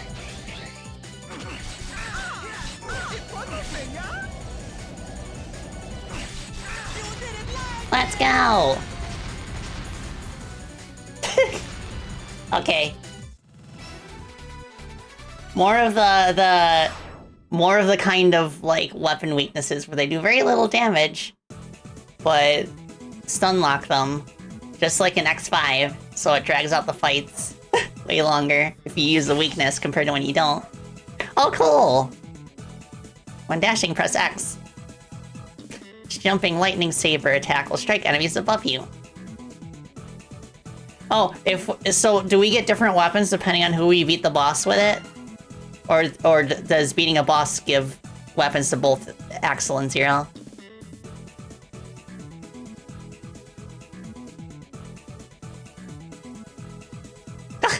Back down to D rank.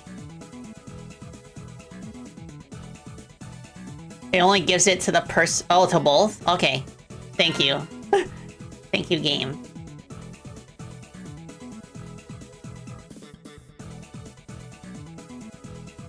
Holy. I think they meant to say Holly. Janice. Rita, Tracy, Lily, Betty, Kate, and Julia. Oh, and also Marion, Lucy, Keiko, Joan, My stones! Emmy, We have a Cindy, new Brenda, and record! Allison.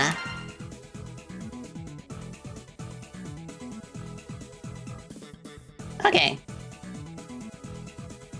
Let's see what we got for Zero. Max Saber combo, that could be cool.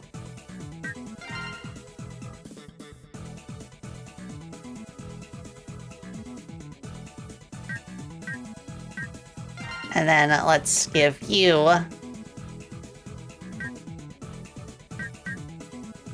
50% power.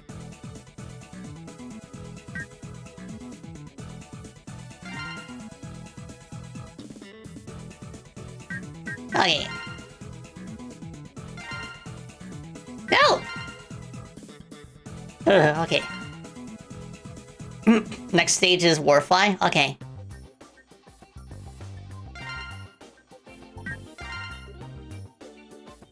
Alright, I'm gonna take a quick refreshing pause and I can use that opportunity to put in the mandatory Twitch commercial. So, alright, I'll be back in a bit. Do take this opportunity to stretch and get some water if you need it. Bye.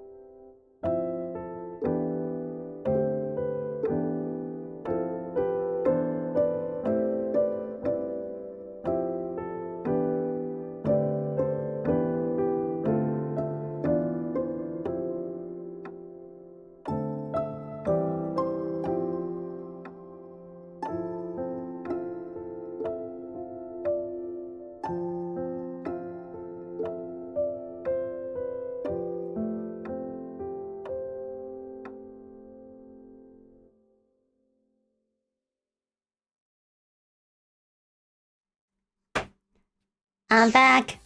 And I'm a bat. Thank you for your patience, everybody. Huh. Oh, okay, so the move we just got, Zero, actually does heavy damage to every boss. So it's basically a soft weakness to the entire cast. Okay.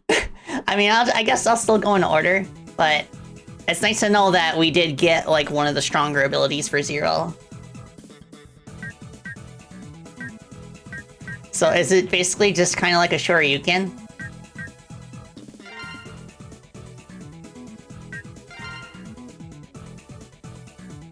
In that case, I feel like I want to give him that attack buff chip that we just gave Axel.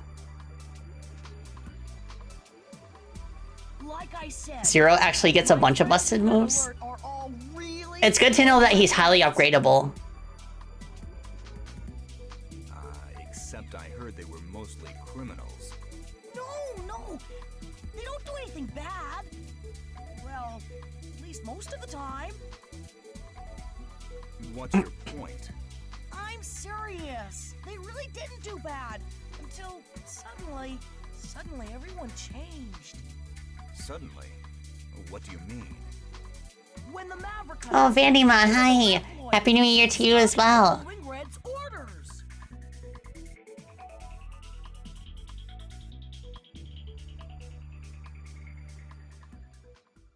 You know, for how awful the characterization in the narrative is, I do appreciate it being more grounded than the, you know, the typical save the entire world plots.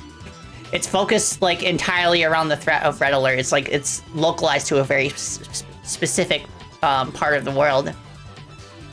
So, I do kind of appreciate, like, having a breather in between all of the, like, super, like, apocalyptic stuff that Sigma's been up to.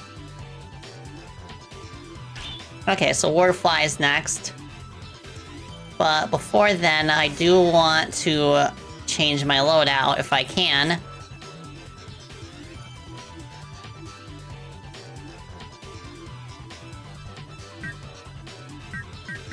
This is just showing what I got.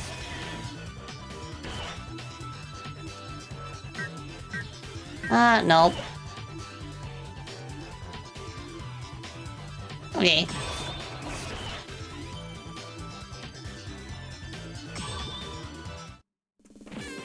I guess we can't do it until the results screen. Splash Warfly. Ready? Yeah, because if every story in a franchise is about saving the world, then like it just like starts to, they start to just kind of feel samey, you know? Can you hear me, Axel?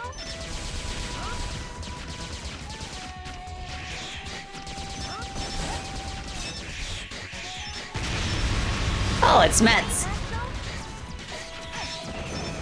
I gotcha. Can you hear me, Axel? I'm a little busy, Alia.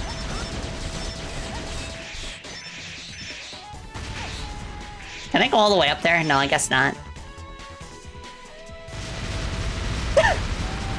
Why did it just randomly blow up? I didn't do anything.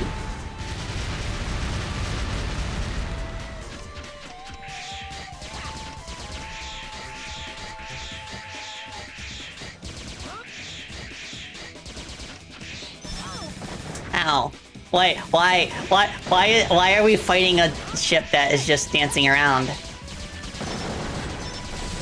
Who called in the dancing ship?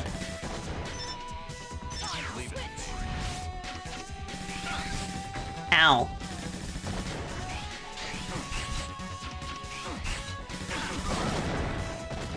Oh yeah, how do I... Okay, it's that. It doesn't hit. It doesn't reach.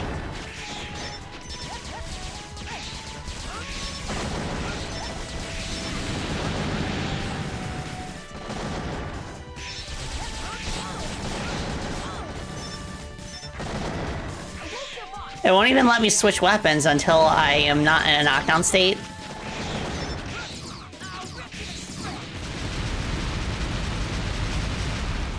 I know, right? The camera, too. You think if the camera would like center on the mini boss so that you can always see it? Like the camera for Stone Kong was like perfect for that fight. Like why didn't they do more of that camera locking?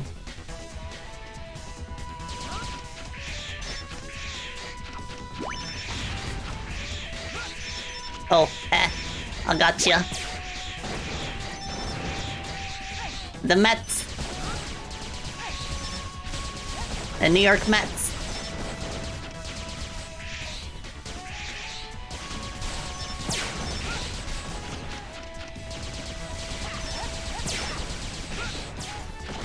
You missed.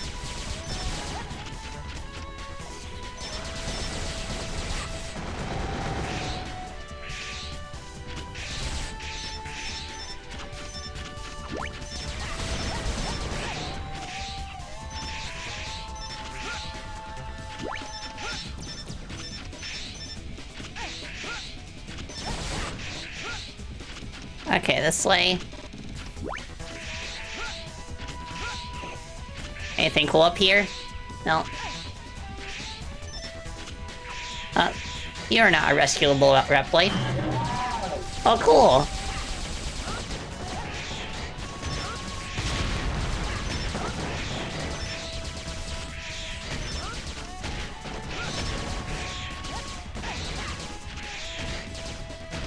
Cool design. I wish it would let me lock onto it properly.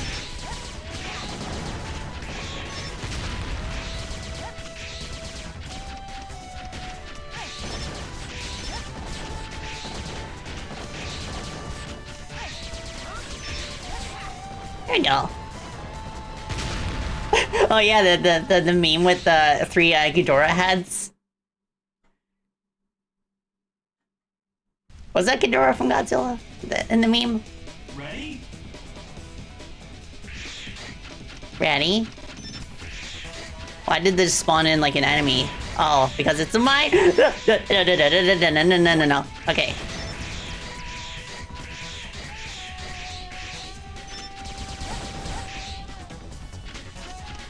Aha, I knew it.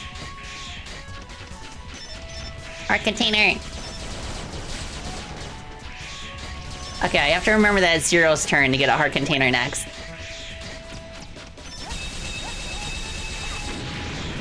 Haha. Ow.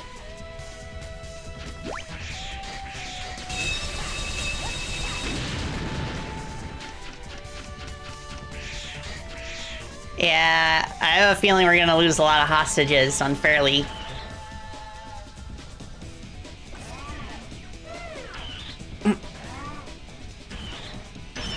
Okay. I don't know if Zero's electric uppercut thing will hit this one.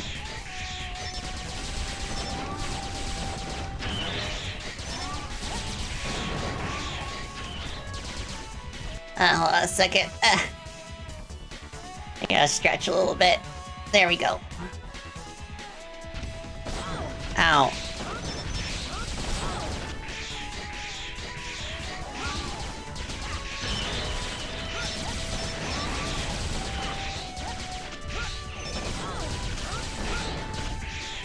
Ow.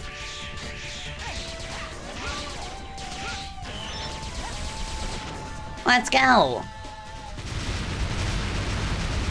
Oh, yeah, that flashing is way too bright.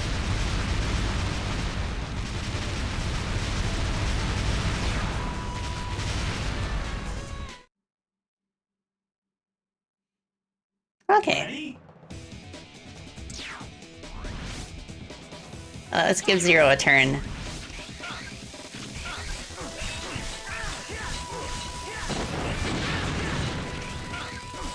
No!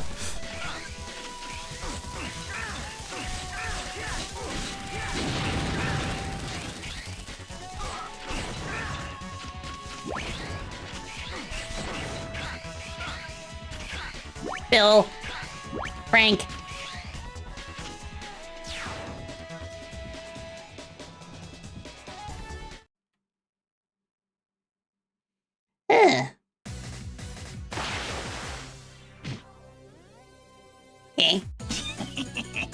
You've made it this far, but this is the end of the line. Your battleship lies at the bottom of the sea. Don't Oh, you we think actually it's sunk about it. time you made your escape? Idiot! This is all according to plan. What? You've turned this into the ideal battlefield for me. Take this! Okay. Take what? Take just standing there? Warning!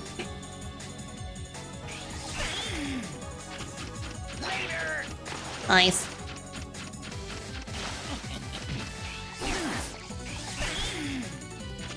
Oh, that does a ton of damage. Holy moly.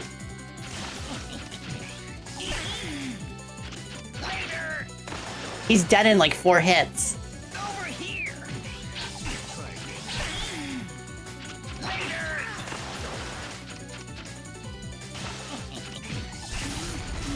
Let's go. Oh, nice to have a freebie boss fight for once.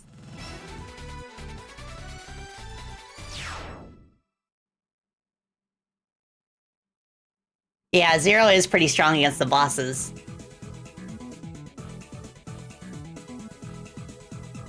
Yeah, that was such a jarring difference in damage. It helps that we're playing on the PAL version, too. North American version, it would have taken twice as many hits.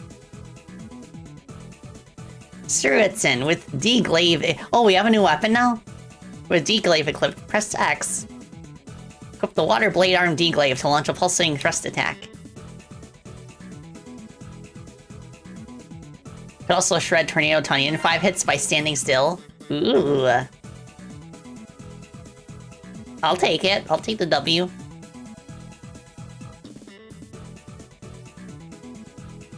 Nice. So I got Anne, Marcus, Anthony, Joe, Robert, Chris, Todo, Peter, Rick, Phil, Bob, Marl. Rest in peace, Sandy. Henley, Bill, and Frank. At least all of them are accounted for. I wonder if I should buff Zero's insane damage output even more.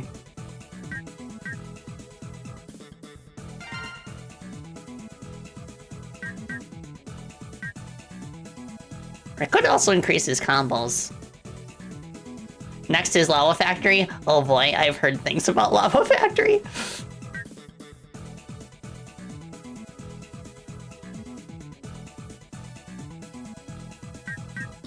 Okay, power increase.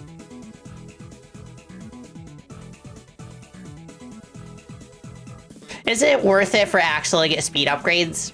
I feel like he already fires pretty fast. Because I'm deciding whether to give the speed upgrade to him or Zero.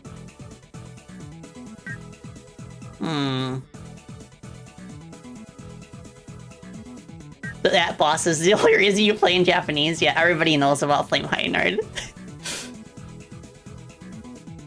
Power more? On Axel or Zero, what do you think? I'll also take a sippy. Axel? Okay.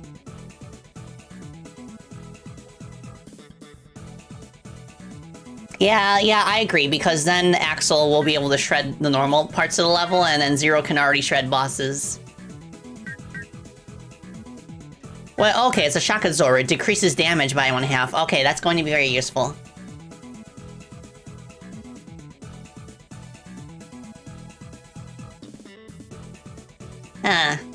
The 16 Reploids per level, 6 give you items. So if you see the 6 icons, it's safe to disregard the other 10 Reploids with the generic green rescued icon. Okay. Yeah, so... I'm guessing once you install a part upgrade to a character, like, it's permanent. Like, you can't take it off. Yeah, I've learned that Zero's the boss killer.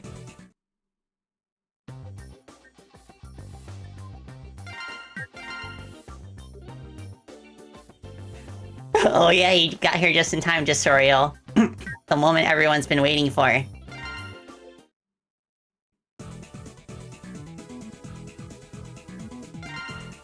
Ah, here goes nothing.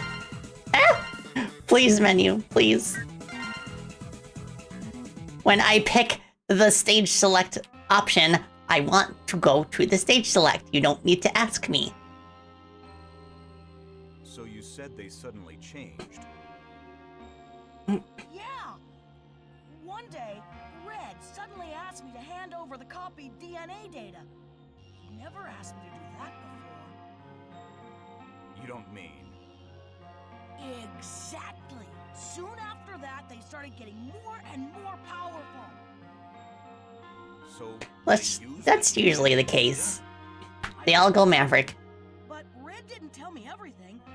All I know is that I was you. I think the concept of going Maverick could also has the potential to, like, add, like, a hint of tragedy to these kinds of narratives in the X series, where, like, you have it in your mind that pretty much anybody can go Maverick. It's not a matter of if, but when.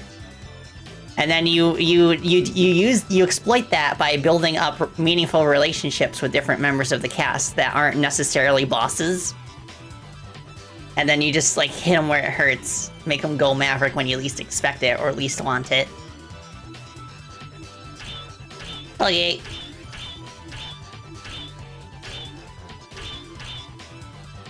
Ugh. Don't tell her about X8. Yeah, I played the D-Make, but I'm assuming that does not have the entire plot because only X is present as a protagonist. I know, right, Shuni? It's interesting how Axel's copy ability has such narrative significance, but then in-game, it's, like, completely useless unless you're going for 100% completion.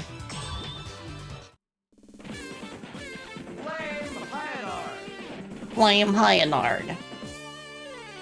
His arms and legs, the pattern kind of reminds me of the Barrel of Doom from Sonic 3. Ready? Yeah, I assume, like, the plot's very, very different. Can you hear me, Axel? Oh, wait, bombs? Can you hear me, Axel?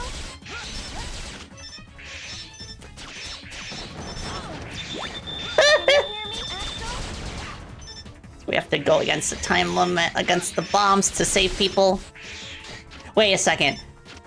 Do the bombs despawn when you run off screen? Could I exploit that?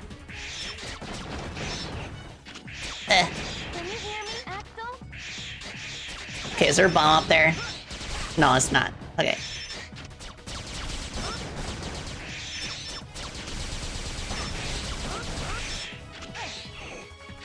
Okay.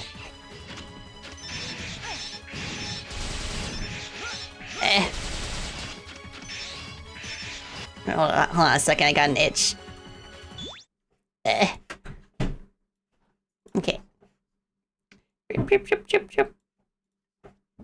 The explosion doesn't have a hitbox off screen, if you remember correctly. Nice.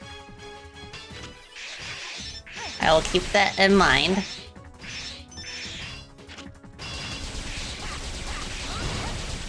Oh, I dodged that just in time.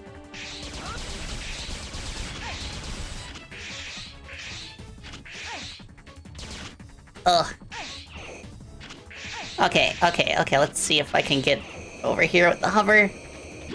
Tony! Hey, Tony! I got you, buddy.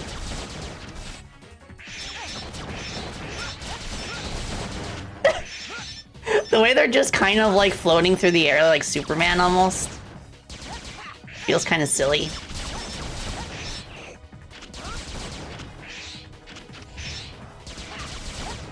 It feels silly because it's like they're planking in midair instead of, like, standing upright.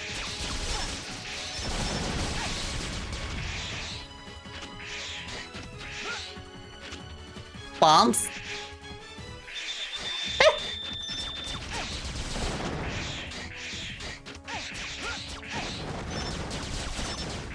Oh gosh, bomb.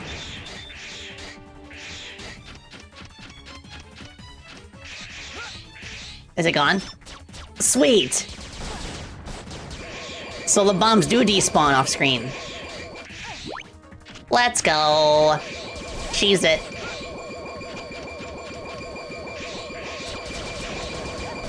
Okay, those are, I think, not destroyable. I saw a bomb over there, too. Let's go! Okay.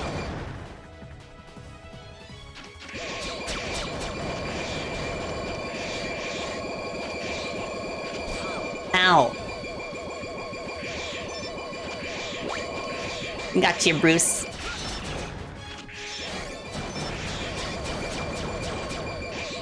Sounds like a cartoon UFO.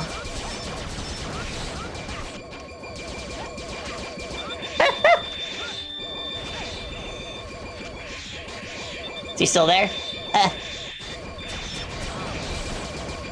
Okay, he's still alive. Let's go!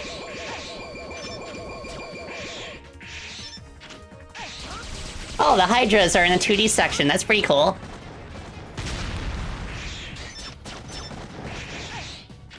Steve.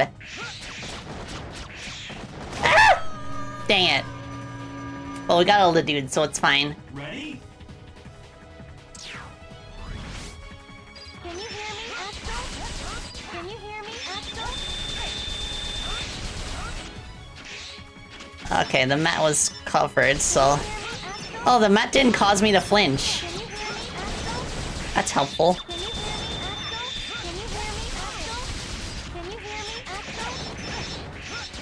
Can you hear me, Axel?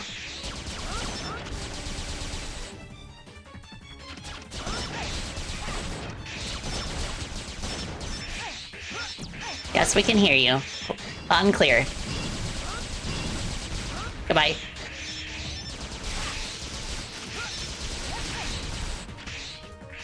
What are you, power washing?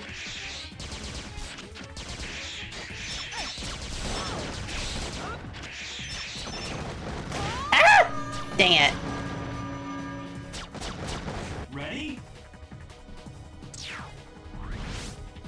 Can you hear me, Axel? Oh, it doesn't hurt enemies. Can you hear me, Axel? Can you hear me, Axel? Can you hear me, Axel?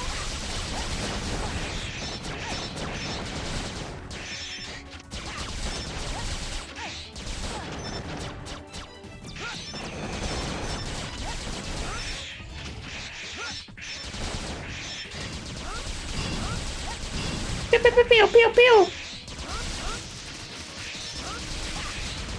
I'm really glad I gave him the armor upgrade. The only thing that's really killing us is the lava.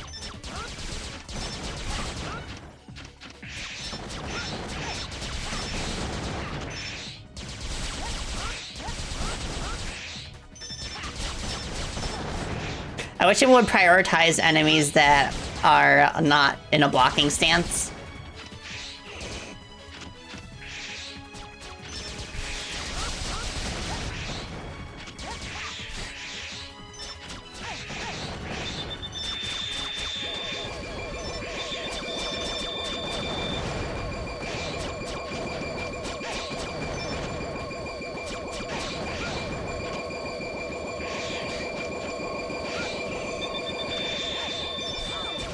Ow.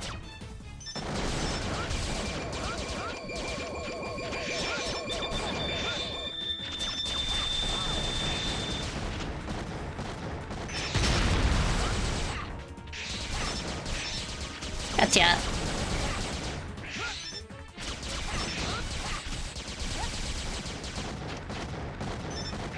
Oh, sweet.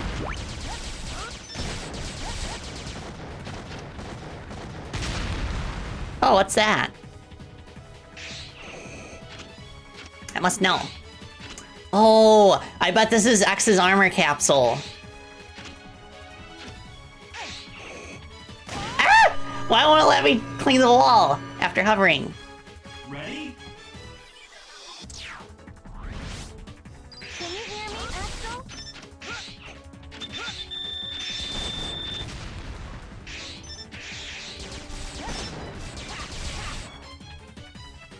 Come on. Can you hear me, Axel? Can you hear me, Axel?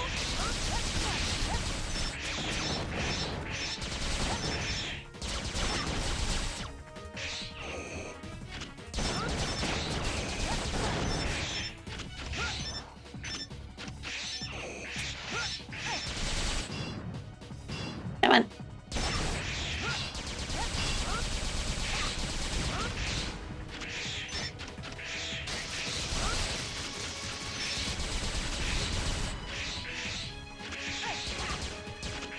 Okay.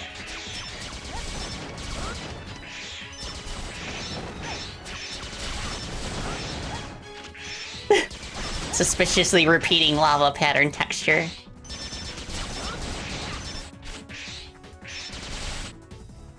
Come on.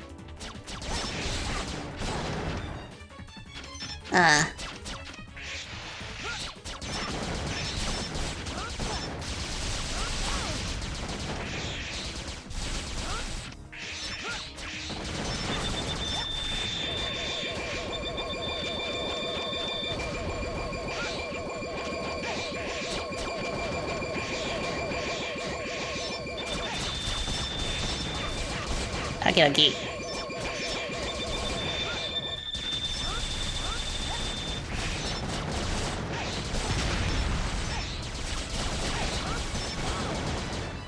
I know, as if it wasn't already obvious enough that you'll unlock X later.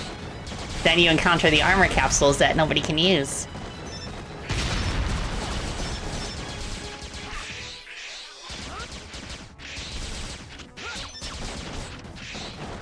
How far in so far? I have beaten Stone Kong, Tunyon, and Warfly. Oh, I want that. Okay, let's get ya. Alan.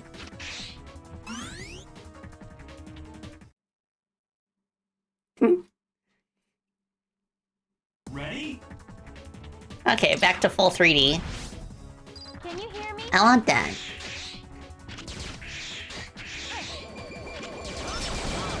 I want that, but instead of an item, it's a guy. No!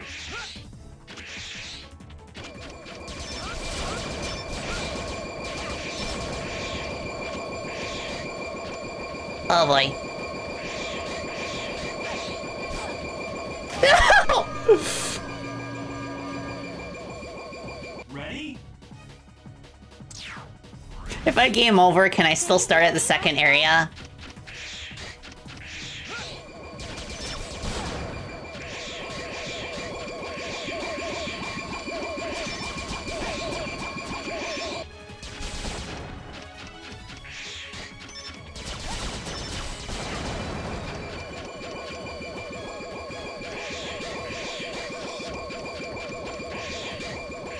No!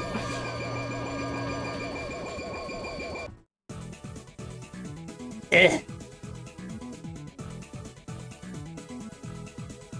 Okay, let's upgrade at least.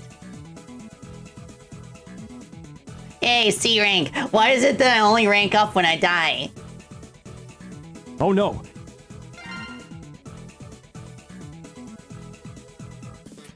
Robin, Steve, Byroy, Tony, Tim, Alan, Bruce, Leon, Jem. Oh cool, Tim had an upgrade.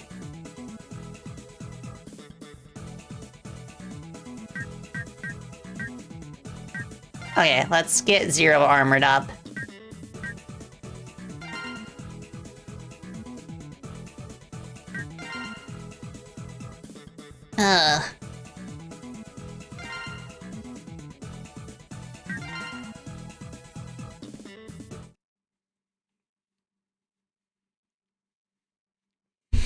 Oh my goodness. Can you hear me, Axel? Let's go! We started the second part. I'm happy for that.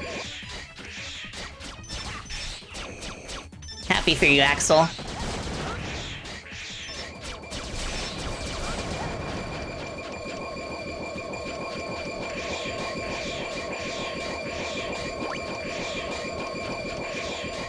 There we go.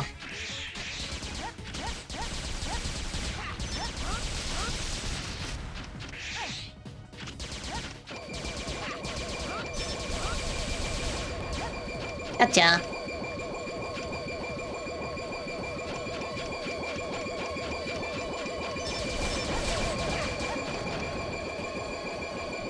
Oh boy.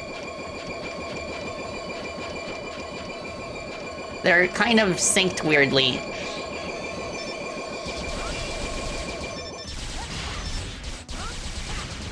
Okay, gotcha.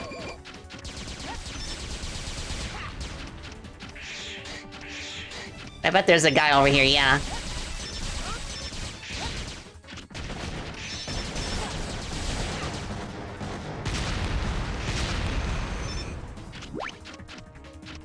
Huh, not today.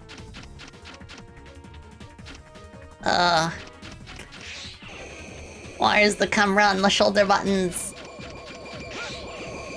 And why is the weapon select on the right analog stick? When you can only use it to scroll up and down anyway. It'd be different if it was a weapon wheel. Can you hear me, Axel?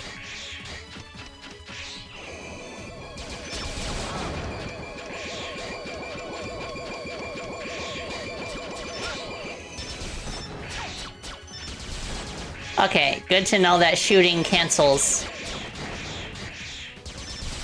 your hover.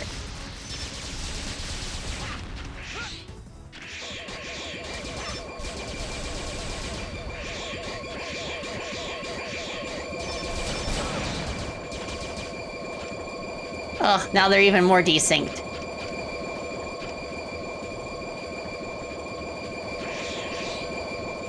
Dang it. Ready? Can you hear me, Axel? Oh, Chuny, that makes sense, actually. I better reset my lives. Falling in the lava from full health costs less points than dying to damage normally, because it probably ranks you based on damage taken.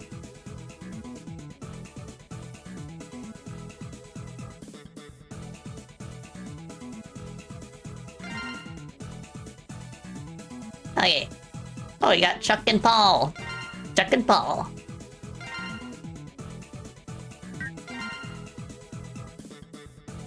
Ugh. Ready? Can't even imagine what it's like to play on the PS2, where the loading screens take like 5 minutes.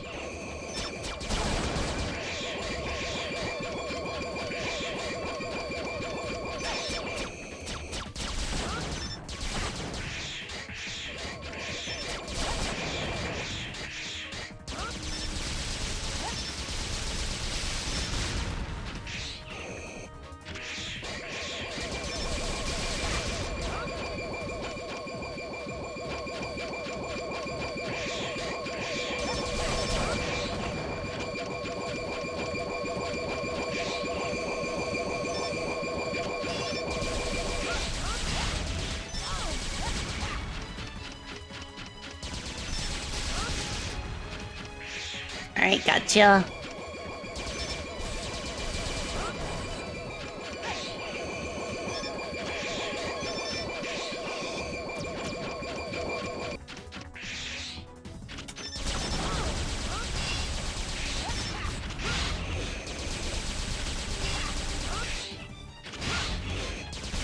Okay.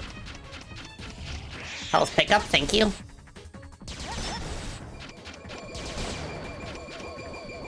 Okay, which way is forward? Oh, there's a heart container down there.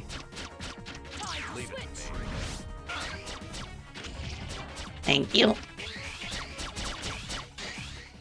Gotcha.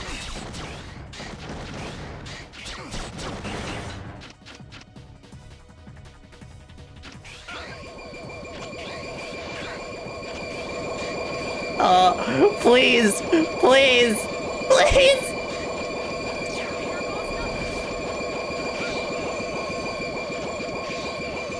I'm just gonna go this way.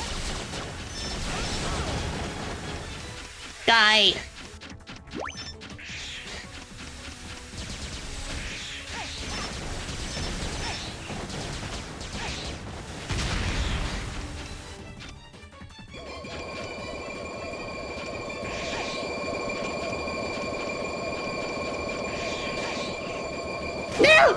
I let go too soon. Ready? Can you hear me, Axel? I assume the reason for that apps is for memory issues on the old on the PS2, but it is kind of weird that they only appear right in front of you.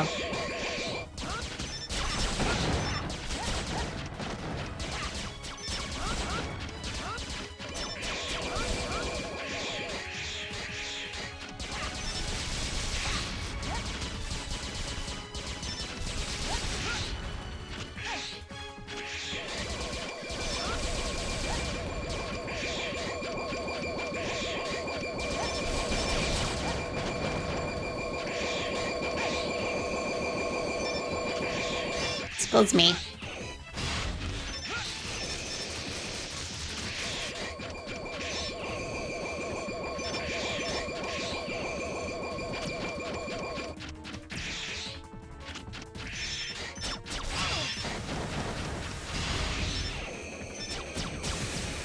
Haha.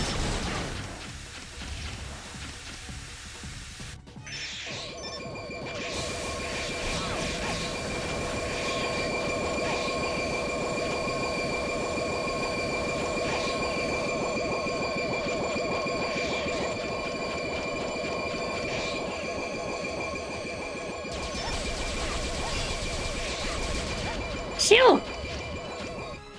Okay, which way is forward? I assume it's this way.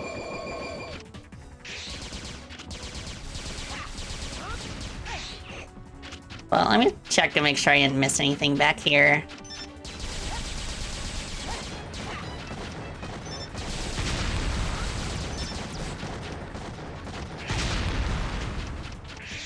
Ah, nothing.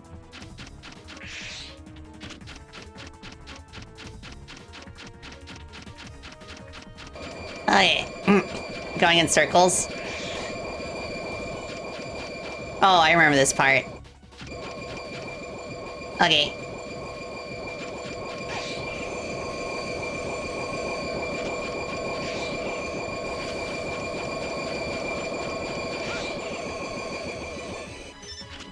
It's this way. This was the part with the dragon, though. Yeah.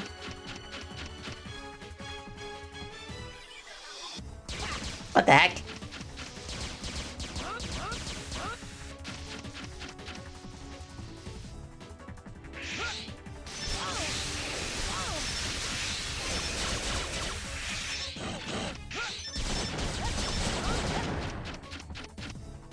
Ah!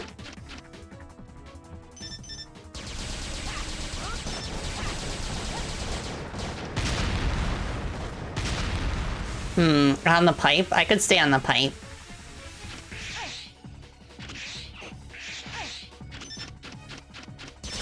Hey, this way? Uh-huh. Trevor?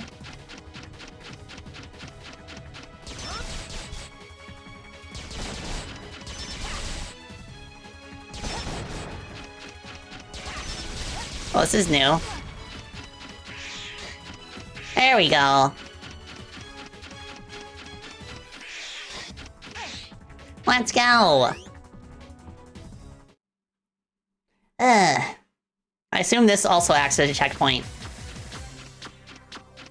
Why are they walking side by side?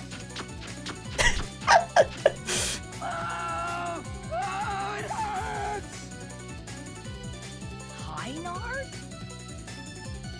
Oh, it's you that's causing my suffering. Then if I tear you to pieces, the pain will stop. The way he said it sounded vaguely Shakespearean. Don't worry, I have just the cure. Okay, that line is kind of badass. I have just the cure. Can you hear me, Axel? Burn to the ground! Burn! Eh. Burn to the ground! Burn to the ground! Burn! Can you hear Burn me, to the Axel? ground! Burn! Burn to the ground! Burn! Can you hear me, Axel? Can you hear me? Burn to the ground! Burn to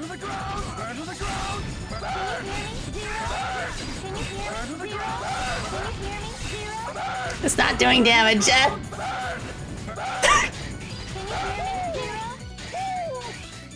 What the dog doing? Okay, is this one context where I might want Alia's help?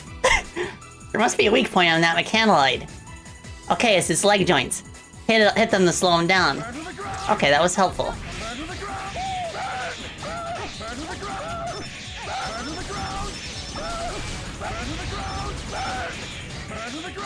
No, get away from me!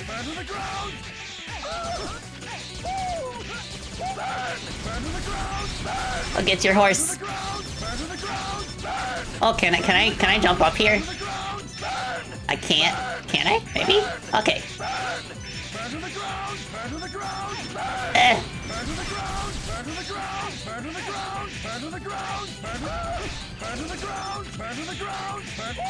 Oh, there's the real one.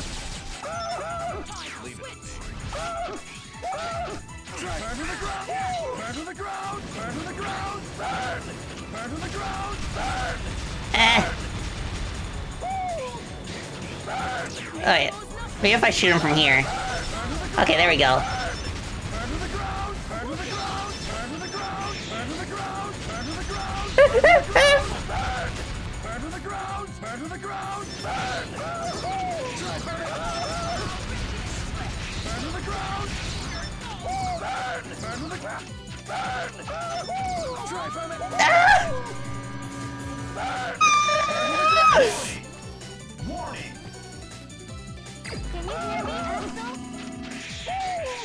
Okay, let me shoot this.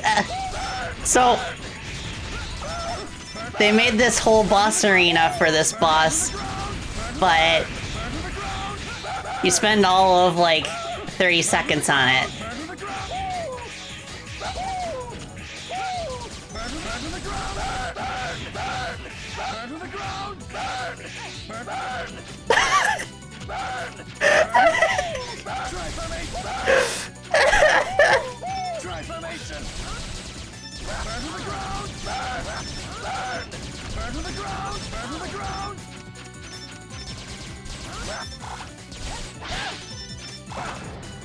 Gotcha.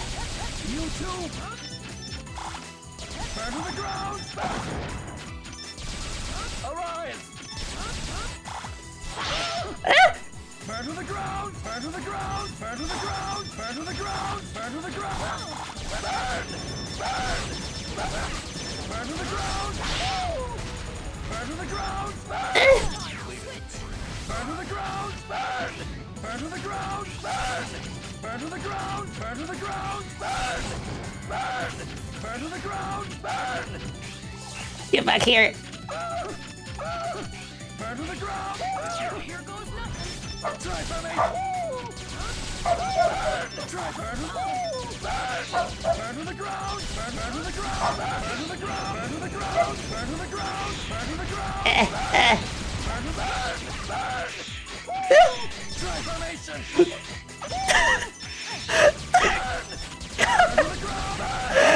What the dog doing?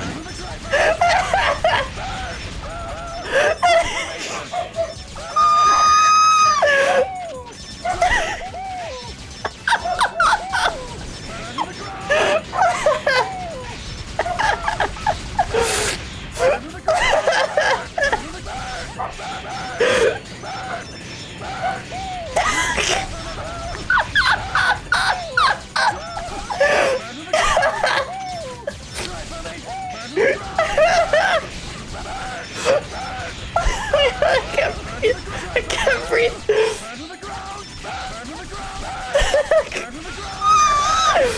Wait, I destroyed the horn. You can do that? I wonder if that stops the missile.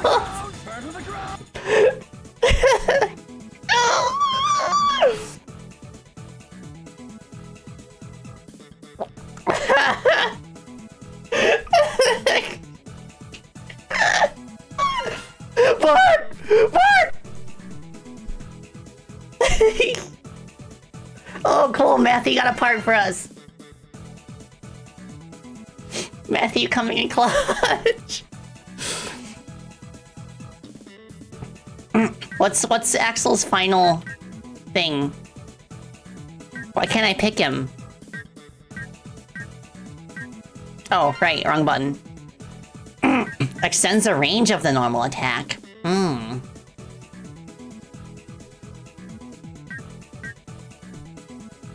Ugh.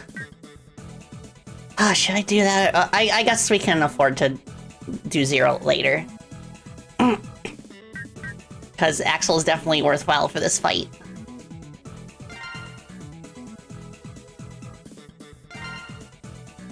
I wonder if it's a case where it works better in Japanese, but it's just that the English clips are like more drawn out, so it doesn't work quite as well.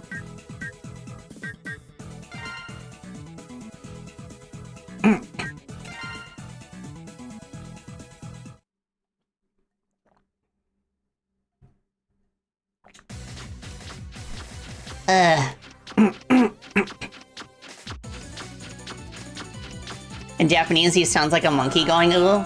Ah. Hyenard? Oh, it's you that's causing my suffering. If I tear you to pieces, the pain will stop. The pain will stop. I have just the cure. Warning! Warning! Can you hear me, Axel?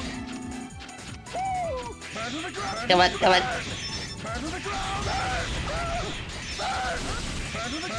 Shoot, shoot, shoot, shoot. Get the leggies.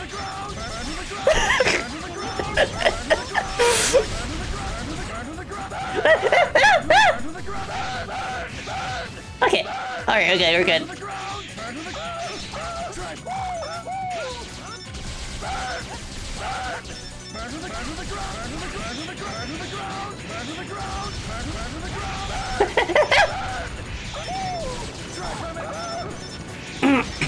Almost got you there.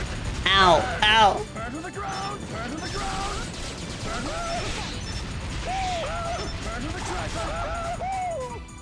Stop running away.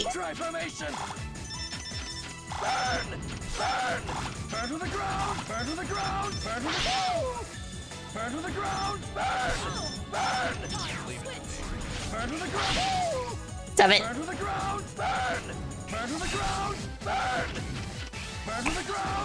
That's doing a lot of damage.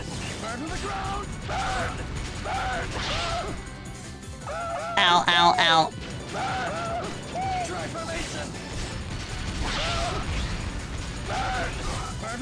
You'd think he'd be vulnerable to at that part where he's just standing there, but he's not.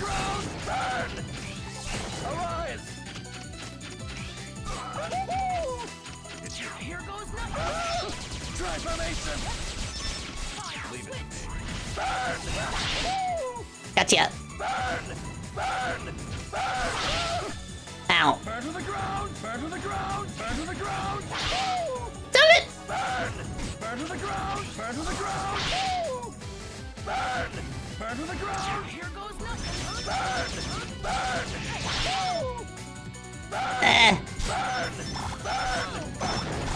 Got him. Dang it.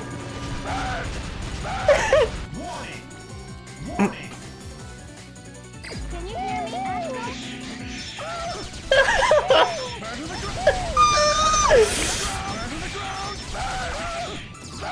Come on.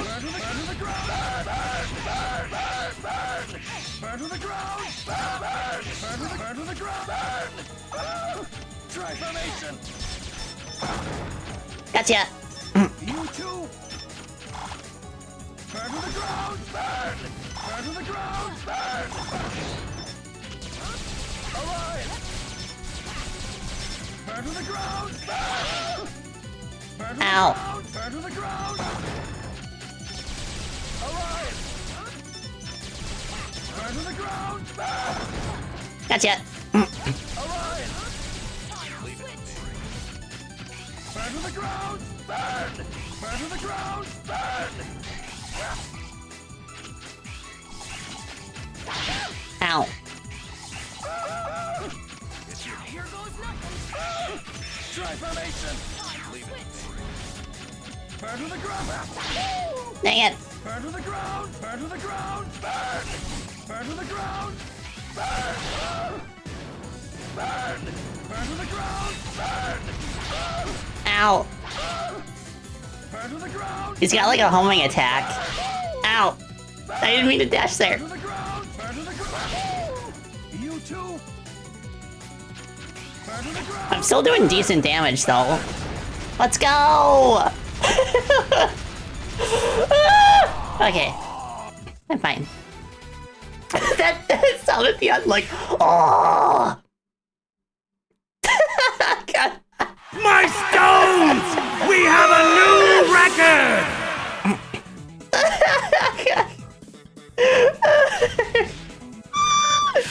Whoa, cool. We got a fire ground pound. While standing, press R1. This weapon creates an immense circle of flame by hitting the ground with energy. The pain went away. Yes, the pain has gone away now. Ugh. Oh my gosh. I feel like I played an entire game after beating that boss.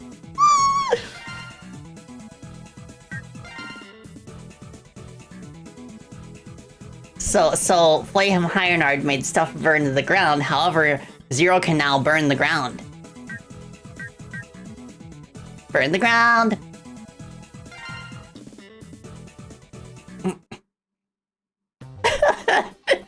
Yeah, what were they thinking?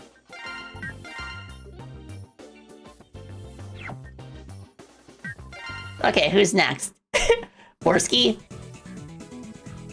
Borsky's weak to this weapon, but the level is gonna be something else. Oh boy, we might as well get it over with then.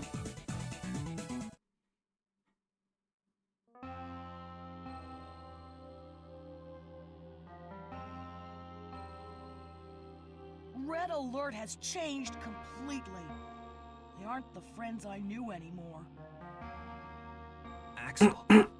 All they cared about was their own power-ups, while I devoted myself to data collection. He said that, the way he said power-ups is like very video gamey. Soon, I couldn't stand it anymore, so I jumped ship and... Do Borsky with X? I think we've rescued enough that we only need one more level before we can unlock him. Red Alert had the ability to use DNA data to power up Reploids. So there's a missing link.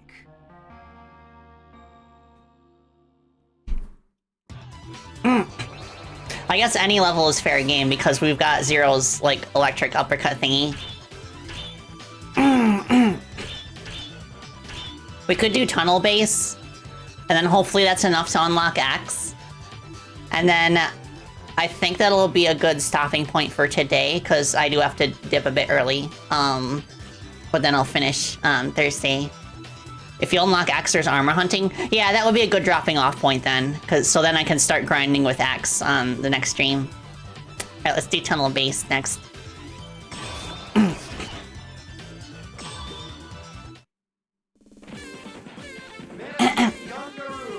Vanishing Gungaroo.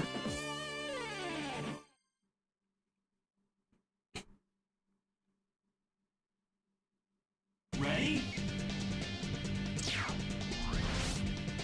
The music in this level slaps, by the way. I also like how Axel's armor has the glow-in-the-dark biddies. Ooh, is that a ride armor?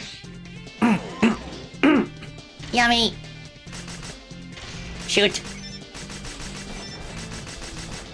Do we got missiles? We do.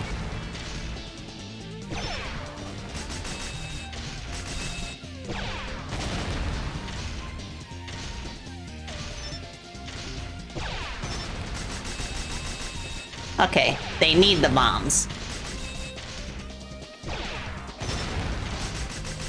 Ah! That must get you.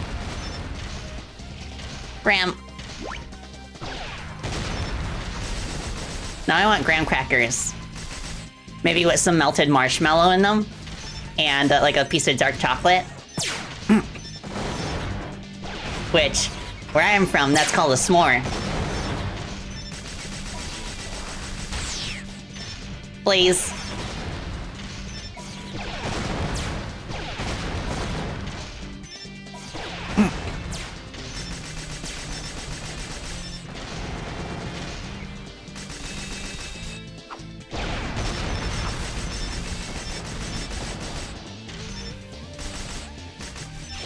Oh, I better get that guy. Oh, cool, you can dash in the right armor. Let's go. Is there a reason I can shoot this? Oh, no, it's just the enemies on the other side.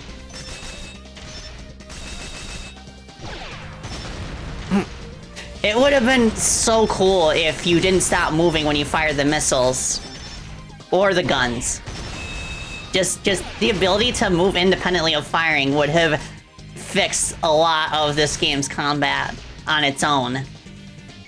But then, of course, obviously, you'd want to get rid of the super lengthy knockback animation. You want the ability to cancel your end lag on a lot of your moves, especially for Zero. I just think the biggest crime that this game commits is just the controls with the characters. Controls are such a foundational part of, like, any game. It's something where if you screw that up, but do everything else perfectly, people are still not going to enjoy it.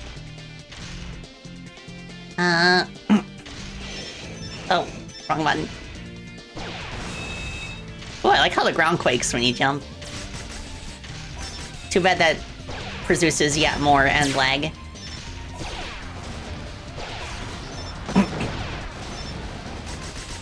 Gotcha. I'm gonna get ya.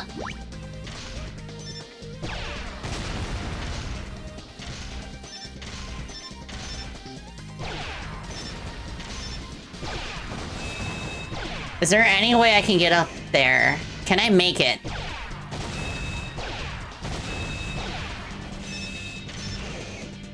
I don't think I can make it from here.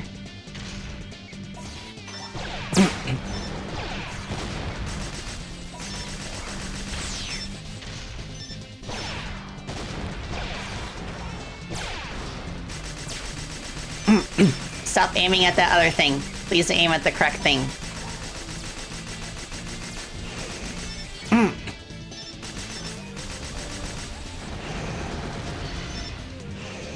Oh, I can just walk on the acid? Because I'm in the mech? Oh, that's handy.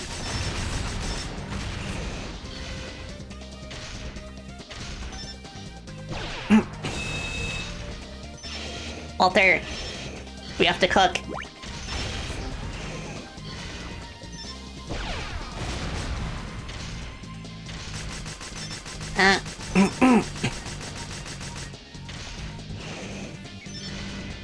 Yeah, the whole hostage. I'm surprised the whole hostage mechanic stayed for as long as it did.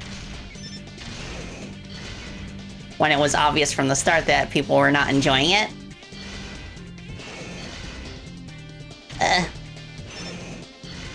Okay, just barely made it. I probably would have helped if I did a dash jump there. I guess not. It cancels your momentum, unfortunately.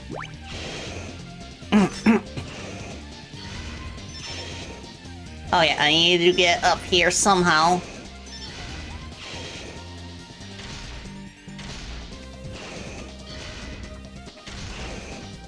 Can I destroy these? No. I can leave the ride armor? Oh, okay, okay. Like that.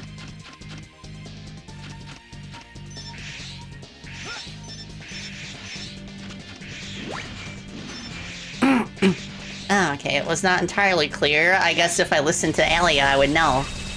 Silly me. The right armor can also air dash? Nice. Hiya.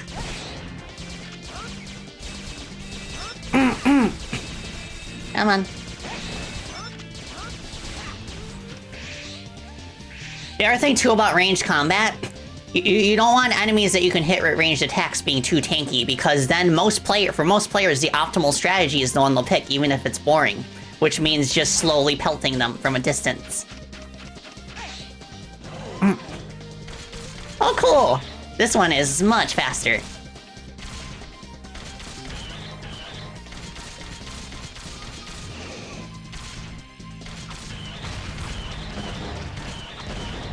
What's a sub-weapon? Cool.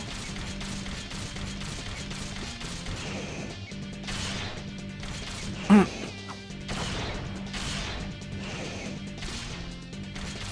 I go in this door? Well, something happened. It's best to bring the armor to Gunguru if possible. Okay.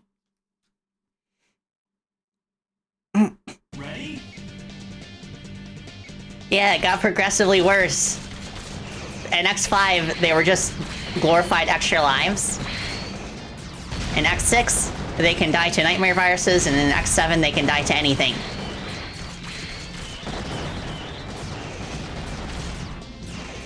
Boink.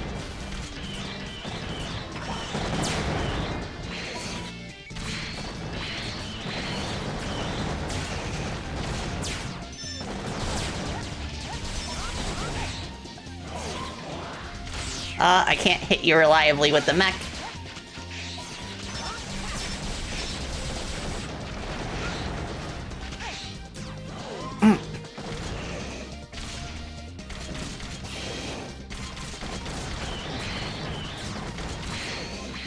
I gotcha.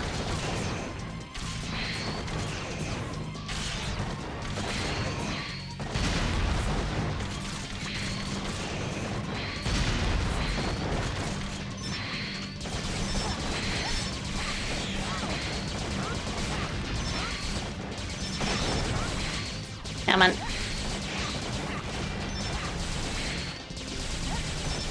I think I like the other armor better.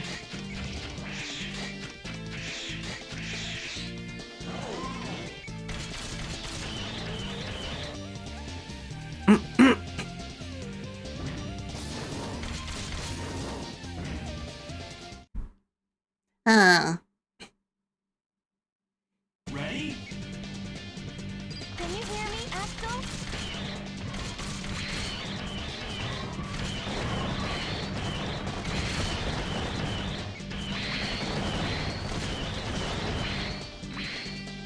Oh, there he goes. Gimme, gimme, gimme.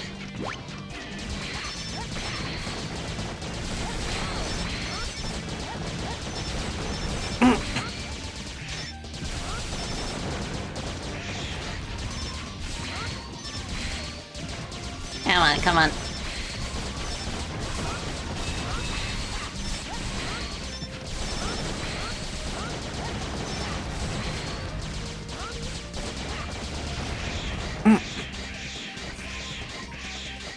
Also, I feel like the music is just a few decibels too quiet for the most part. Just another one of the many little, like, microaggressions that add up.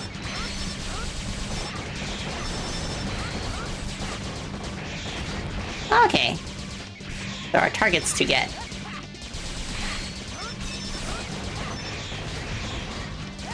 Oh, sweet, we have another thingy.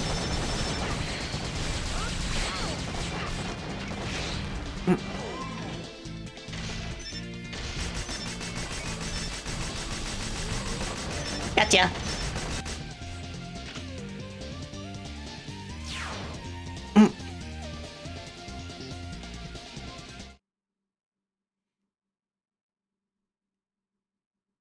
Oh, the Japanese version had volume controls? That's interesting. How do you figure, Axel? Who'd have thought I'd turn out stronger than you? I'm not the kid you used to know. But you're acting like a kid right now. Don't call me a kid. I ain't that. He wasn't doing old. anything kid-like. If you keep misbehaving, you won't get your snack. Warning! Warning! Gimme.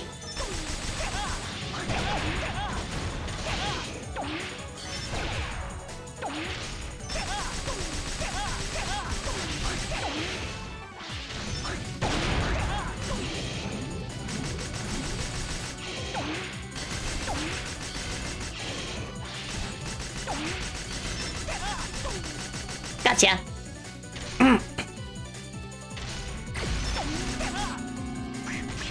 Okay, and mine's mine's destroyed too. Boink.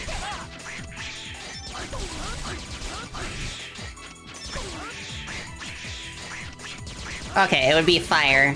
It's the weakness.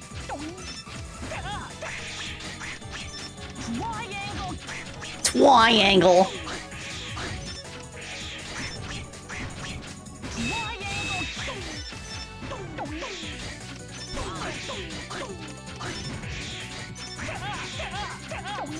Oh wait, no, that's fire's not the weakness. It's so obvious they share a VA. Now she mentioned it, yeah. I think it makes sense because they're supposed to be like related in terms of being partners and former partners in Red Alert.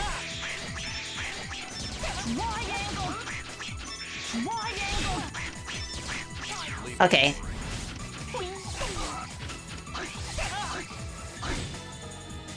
Ow.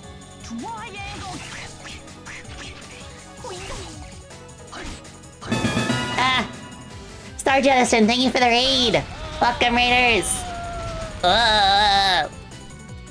Welcome! Raiding from Star Jettison. Ah, thank you. Hope you all are doing wonderfully on this most Tuesday of Tuesdays. Welcome, I am Spacey Baltotelli. I am your Bat Professor for the evening. And I am also known as the producer of the Freedom Planet series and also the recent Hollow indie game, Chrono Gear Warden of Time. Welcome! So what y'all play in your stream? Someone is playing your favorite game from childhood? you know, like I guess that's valid. Like there are still things to like about this game, like the music, for example. if you could hear it. Wait, what the heck? So Zero gets like a second fire move, or I guess maybe it's just the effect. While standing, press X. Shoots an intense crescent-shaped wave from your saber. Oh, he gets a projectile. Let's go. You love the idea of a 3D Mega Man X game? Yeah, in principle, like, I feel like the issues this game has are entirely fixable. But it's just that for some reason they made the choices that they did. Wait, what the heck? Axel went from D rank to A rank? Holy moly. Good job, buddy. But yeah, like if they fixed like not being able to cancel out of the end lag of moves, if they made it so you could attack while moving in a lot of cases, if they zoomed out the camera, moved the camera to the right analog stick instead of the shoulder buttons, and put weapon switching on the shoulder buttons instead, if they made the UI advance more quickly, they got rid of a lot of the redundant tutorials and prompts. These are all fixable issues. And it makes me curious to see what the fan-made, like, Ends mod does to kind of, like, address them. We got Eric, Graham, Dan, Ken, Jules, Al, Walter, Michael, Oliver, and Lee. Now, somebody said that in each level there are 4 rescuable Reploids with worthwhile upgrades, and it seems like we got 4. And nobody died, at least.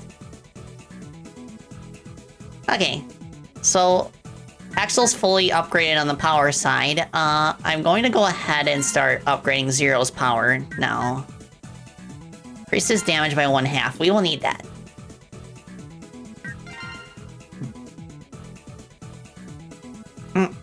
Oh yeah, I imagine it does that too, Happy Green.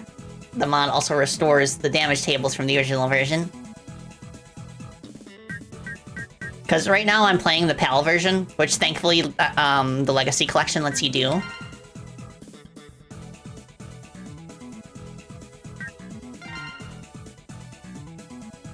Ah.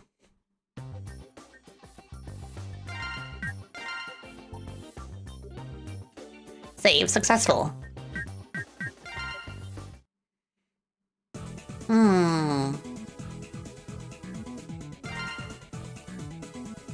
Going to the stage select. Yeah, you can tell the bosses actually like die reasonably fast in this version.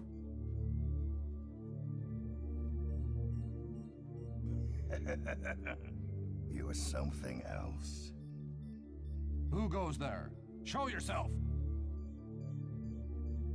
Don't you find the Maverick Hunters to be a bit too much of a nuisance?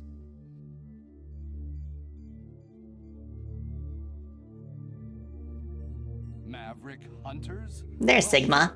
I don't like them, but they've got nothing to do with us. We'll do as we please, hunters or no. Get lost. I don't even know who the heck you are. Me? Let's just say I'm a sympathizer with your cause. I actually freaking love Sigma's voice in this game. It's probably my favorite. Like, it's different, but it still suits him so well. Like, he feels like he's got that vibe of, like, the leader of an underground gang, which really fits, like, the narrative in this particular game. Is there nothing that can be done? Not much. Even Zero has his limits. Axel is doing good work, but he's still a child. We can't expect... No way, Sigma returned? I never expected him to return after returning in the first 6 games. Alright. X has been cured of his, insanely suicidal pacifism. Take me with you. X? Okay, do as you please. Cyril's like, okay, do as you please. Like, I like the vibe of that line, because it seems like he's still pissed off at him for being so stupidly pacifist. Yippee!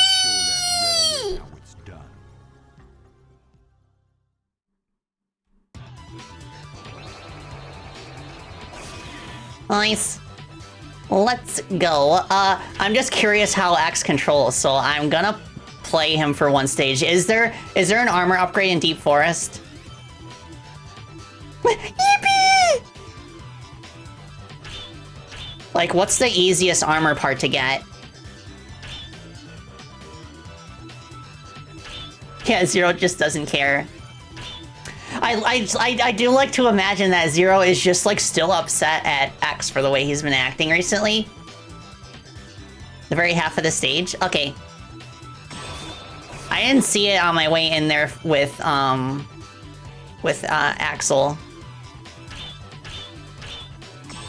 Let's do that. Let's do X and Zero. The OG pair.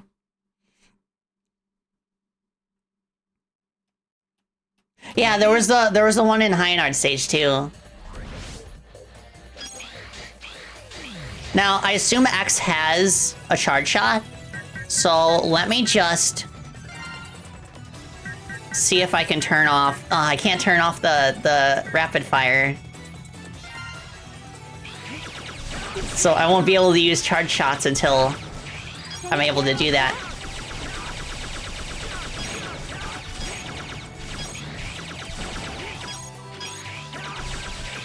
Finally.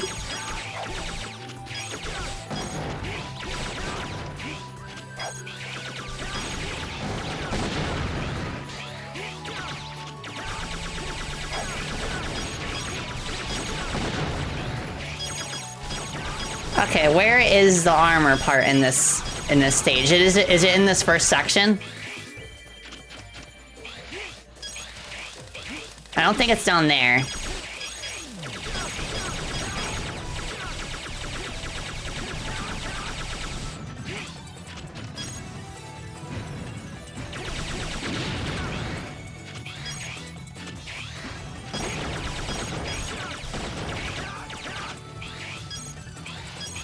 Is there anything down here? No.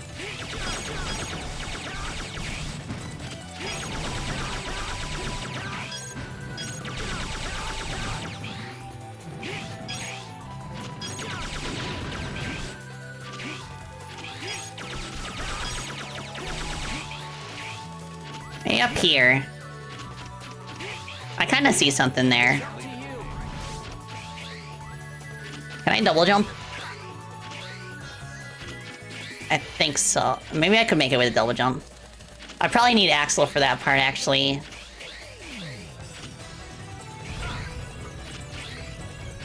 Near the boss teleporter? When you get to the stone stacked up, and the person behind it, use Zero and use double jump to get to the branch. Okay. Yeah, there is a mod. I'm not playing on the mod yet,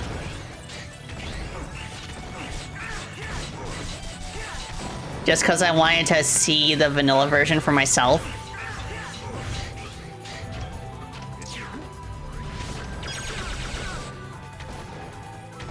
Come on.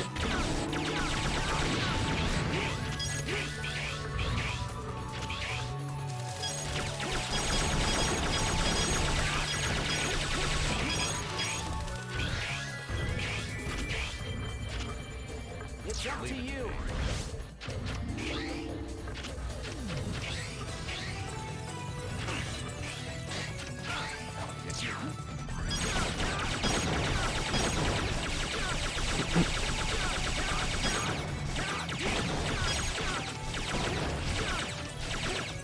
Okay. Can you hear me, X? Can you hear me, X? Is there anything over there? Ah! Can you hear me, X? Better not chance it. Can you hear me, X? Can you hear me, X? Ah, nothing down there for me.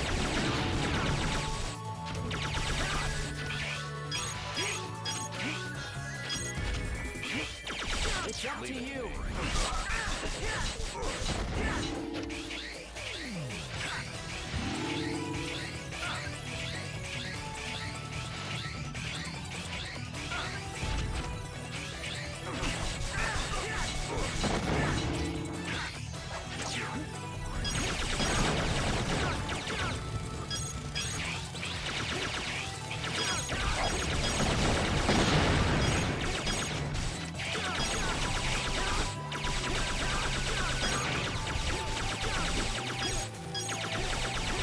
Come on.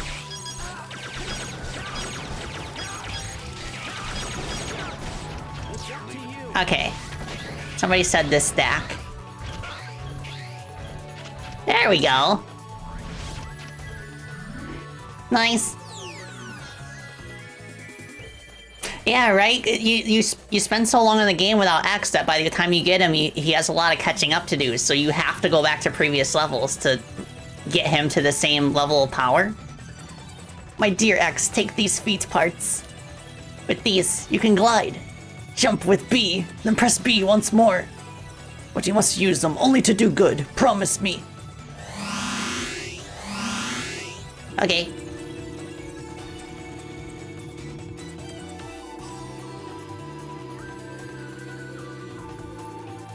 What a thrilling animation. What is that animation? What is that?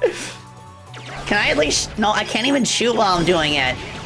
So it's just an objectively worse version of the foot parts from X4. It's only mostly used for getting into more secret areas, I guess. There's like no animation to it.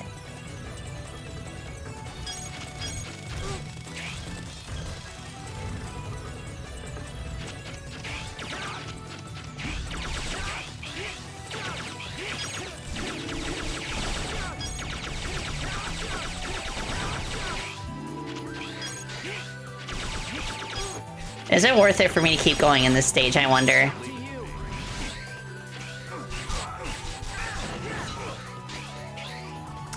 Probably not.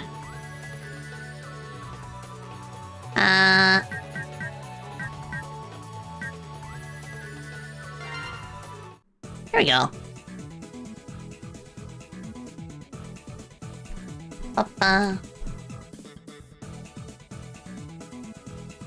Alright, good job, X. Thank you. Like, hour and a half.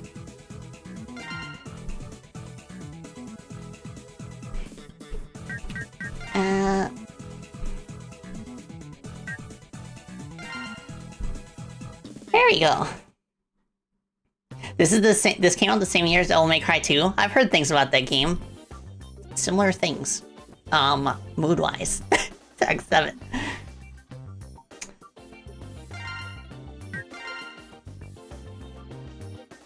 Okay.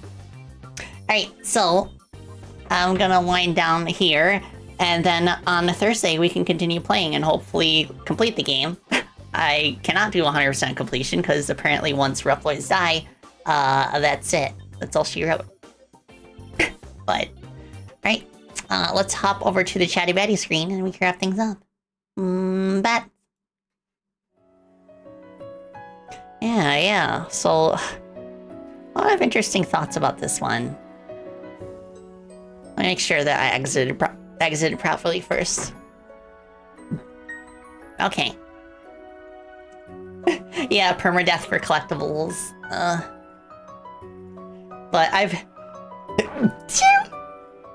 heard that if you exit out of the stage before completing it, well, wait, no. Even that won't work. You can't even back out of the level because you have to complete the level first. So you got literally one shot to get the Reploids, and if they die, that's it. You can't do 100% completion. Thank you, everybody. So yeah, I think it's really interesting to think about because I do think that every single like issue I have with this game personally is something that is like fixable. Like you could make it so that unlocking X happens earlier. Of course, everything I said about the player not being able to attack and move at the same time for the most part, not being able to cancel out of their attack animations. A lot of their animations, like sometimes having like a lot of like weird startup in general. The fact that you completely lose all input if you're knocked back for like a full like 3 seconds or so. Yeah, and the auto-targeting, pretty good in concept, but it's just like a band-aid for like the bigger issues. But it'll be interesting to see what that fan mod does to tweak things. And I have seen some fan works, whether it's mods for like other games or just straight up like 3D Mega Man fan games that have like done the concept, that have taken the concept and done a pretty decent job with it. So I don't necessarily think that Mega Man gameplay can't be translated to 3D. It's just that there has not been a serious attempt for a really long time. But I think nowadays, with all of the tools that are available to make like 3D platform games like more doable to make with smaller teams, I would be genuinely interested to see someone like tackle this kind of like platforming / run and gun gameplay in a 3D context. Because I think with modern design sensibilities, it could work, or at least like you could at least do like a much more decent job than X7 did. Because again, I think most of X7's issues are just like weirdly baffling design choices from a general perspective, not even necessarily from the perspective of it being a 3D game versus a 2D game. Like, all of its problems could be problems that 2D Mega Man games have, if a less experienced designer were to be at the helm. So I think Mega Man can work in 3D, is what I guess what I'm getting at.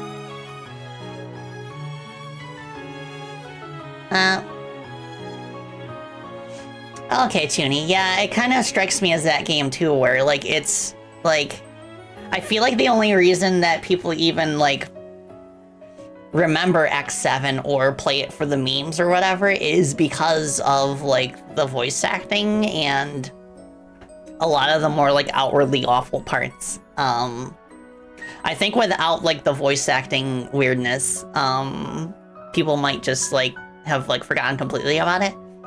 I've said this before about Sonic 06, because like Sonic 06 is a very rushed, unpolished game. But it's the kind of game that is just like so bad that for a lot of people that's part of the charm. And I don't even think I can consider 06 a bad game per se if people still derive entertainment from playing it. Because people still remember and play 06 to this day. Which, by the way, this year is the 20th anniversary of that game. My goodness, time flies. But you compare like 06 to like Rise of Lyric, for example, nobody plays Rise of Lyric anymore. Because there's not anything in Rise of Lyric that is just like overwhelmingly like so awful that it's like fascinating. It doesn't have anything about it that's fascinatingly awful. It's just there. It's just like average bad. Like the forgettable. I think games that are forgettable are worse than games that are bad. Because even a bad game can be worth playing. For example, I am playing X7 right now. Because I think it still like gets me thinking about what makes a good game. So games like that, like, they can still be worth playing from an educational context. To kind of get you thinking about all of the modern sensibilities in our favorite 3D games. Stuff that we might otherwise take for granted, you know? Oh yeah, exactly, Ninja. Like, the only, like, the one big memorable thing about Rise of Lyric was the infinite jump glitch with Knuckles, and that was patched out. So they like took the one like thing that kept a lot of people like trudging through it. They took that away. So what else does it have in its absence? Yeah, and then like Shattered Crystal and Fire and Ice are other Sonic games that I feel like are just like so okay that they're just kind of worse than an outwardly bad game. Thoughts on the new Mega Man game? The one that isn't Mega Man 12? You mean... Yeah, the one that is technically Mega Man 12, right? I keep forgetting the actual name that they gave it, the actual subtitle. I just think of it as Mega Man 12. Yeah, there are lessons to be learned from games that are just, like, not that good, historically. Because it just brings to light some of the things that we might like not really think about in terms of game design.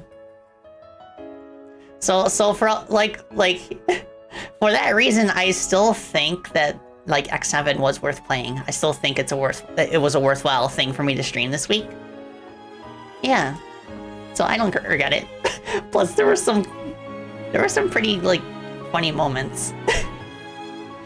What were they thinking? What were they thinking about Flame Hyenard? My goodness. And I'm gonna have to go through that all over again in the fortress level, I assume.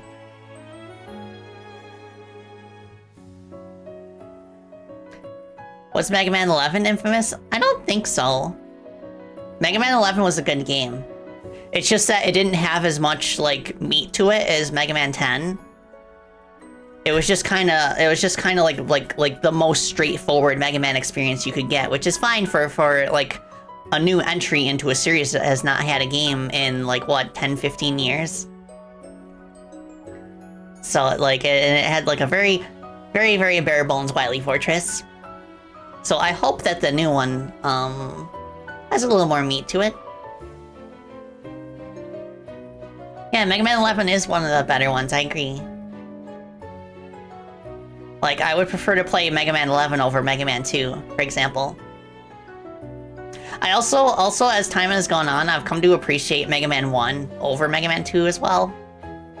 Like, my thought on 2 is that, like, I get why it's a classic. I do appreciate it for kind of, like, making Mega Man as popular as it is. But it's just not well balanced. I don't really enjoy replaying it. It's worth one playthrough, but... Like, I think about Mega Man games that, like, I thoroughly enjoy replaying, and, like, Mega Man 1 is, like, up there despite the glitches, just because it's, like, so basic. It's very, like, pick up and play.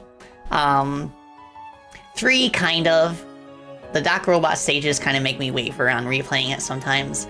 4 is great. 5 is okay. I feel like the uselessness of the special weapons kind of hurts it a bit, but at least you have the charge shot to make up for it. 6 is fantastic. I think 6 is, like, extremely well balanced. Every weapon is useful in a different context. The bosses are all really fun. Each of the levels has a different, like, side path that you can go to collect, like, the beat parts. And I feel like despite the fact that it's one of the games that has 2 Wily Fortresses, they don't really overstay their welcome that much. 7 is amazing. 7 is like a really... I would even say that 7 would be a really good starting point for a lot of people, and 8. 7's amazing. 8 is really awesome too. You know, like, people meme on 8 for the terrible voice acting, but I personally find it very charming. And the game itself is just, like, super polished. Mega Man and Bass is... No. It's pretty, but... No.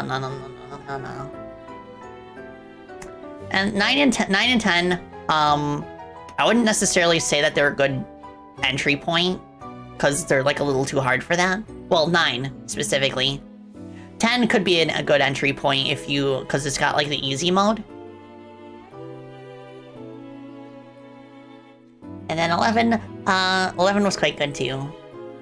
11 is what, like, is, like, the most, like, quintessential, like, it's like the most, like, the most basic of Mega Man experiences. Like, you go in, you jump, you shoot. What the dog doing? You get special weapons.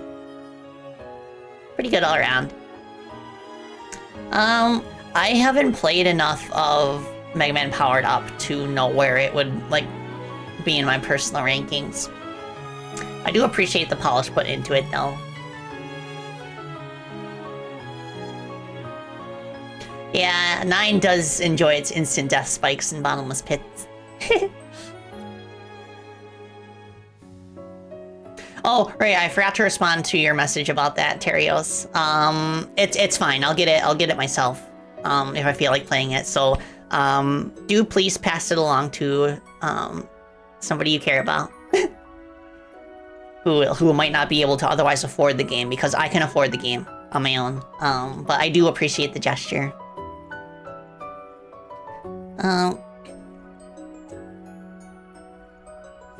Nice. Nice. Yeah, so... I'm very fond of the Mega Man series.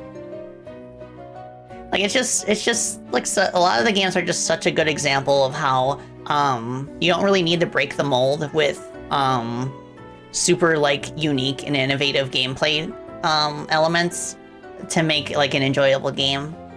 You can just keep it about jumping and shooting and then you can base most of the game's, like, charm around the way that the levels are kind of built around that basic moveset. That's something I'm coming to appreciate more nowadays, especially, is like, you don't need to overcomplicate the player's moveset. What you could do is just, like, have a moveset for the player that is easy to get familiar with, but then the context of it changes depending on the elements of the level that you're playing through. Like if for example, you give the player the ability to, like, wall jump, for example, you could design levels around that. You could have levels that have moving walls that accentuate the wall jump. You could have levels that maybe have sticky walls that let you cling to the wall instead of sliding off to make wall jumping easier. You could have ice walls that kind of, like, force the player to go without it for a while. So, like, definitely, like, consider the value of having the environment add new properties to what the player can do. And you think of, like, other games that have, like, extremely basic movesets where sometimes all you can do is move around and jump, like Super Meat Boy, for example. And they really go, like, the extra mile with, like, the environment hazards to kind of, like, get around how basic the movement is. Yeah. Metroidvanias, like, really good Metroidvanias are also really good at that. Like Hollow Knight, for example. Like, they Like by this point, Team Cherry is an expert at like using the environment to change the context of like player movement. Yeah. And it's something that I always strive to like iterate on and improve myself in terms of like my own experience with it. And that's why it's been so interesting with my previous projects like being centered around one single player character, which has kind of allowed me to design environments built specifically around those characters' abilities and how it can like change or modify them. It's still doable in a game with multiple characters, like Freedom Planet, for example. It just has to be more in the sense that like the environment alters your momentum, rather than the specific things that the player can do. Like if there was a game, for example, that like where like Nira was the only player character, I would put a lot more emphasis on her ability to freeze stuff in blocks of ice. And I could imagine like situations like puzzle platforming scenarios where that would like almost totally center around that freezing ability. Or if there was a game only about Lilac, for example, I would utilize a lot more gimmicks that are similar to like the double boost rings from Freedom Planet 1, where it kind of like gives her like a whole stack of dragon boosts that she can use to like veer off in different directions. I would also design levels around the ability to rebound the dragon boost off of walls diagonally. So there is merit to like having a game with just one character like that. Like, I guess what I'm saying is that like it's more tricky to design meaningful environment gimmicks around a cast of characters that can do wildly different things from each other. But it is doable. It's just really cool to think about. Well, Dr. Wallaby, I don't think I can give a fair assessment on any of the characters in Mega Man X8 just yet because I have not played the base game. I've only played the fan-made demake. So I'll reserve my judgment until I play Vanilla X8.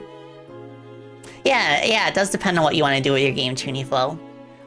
Like, another thing that like wildly affects the way you build levels is how much emphasis you put on either like the platforming side or the action combat side.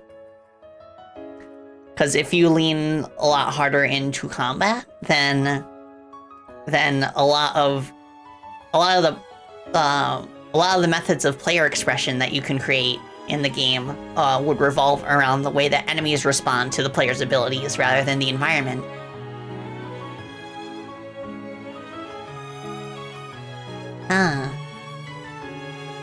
Yeah, I remember I had a subscription to Game Informer back in the day. I remember the review of Mega Man X8, and they were talking about how if you jumped off the Mega Man X train in X7, now was the time to get back on the train. And then, of course, that's the last X game that was ever made. I'm really curious to see if Capcom, under their current management, would ever be interested in making Mega Man games outside of the classic series. Right now, it seems like they're only really focusing on classic Mega Man. The other like variants of Mega Man have only really gotten like re-releases and compilations.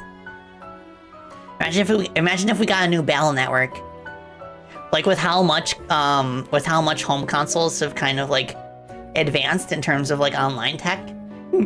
Imagine if there was a new Battle Network game where we could just like fight people online like really easily. Yeah, Legends 3 was kind of like Inafune's baby. So I have a hard time seeing Capcom continue that series, unfortunately.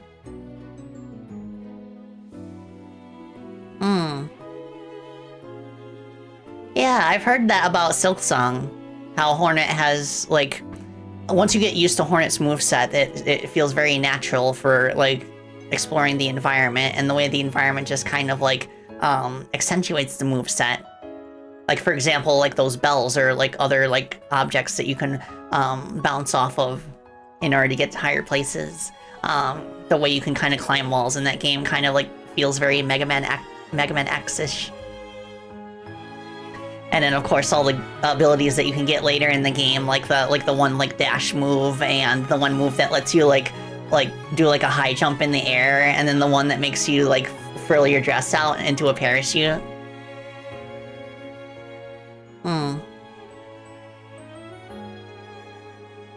Okay, Tyler asks, since you were talking about the gimmick thing, how would you do a take on a character that does like burnout gimmicks and rely on using different methods of attacks to do damage and go out and taking risks to do power moves? I'm asking because the mod character I'm working on is based on these gimmicks. So if I'm understanding what you're saying correctly, the character is mostly a combat focused character.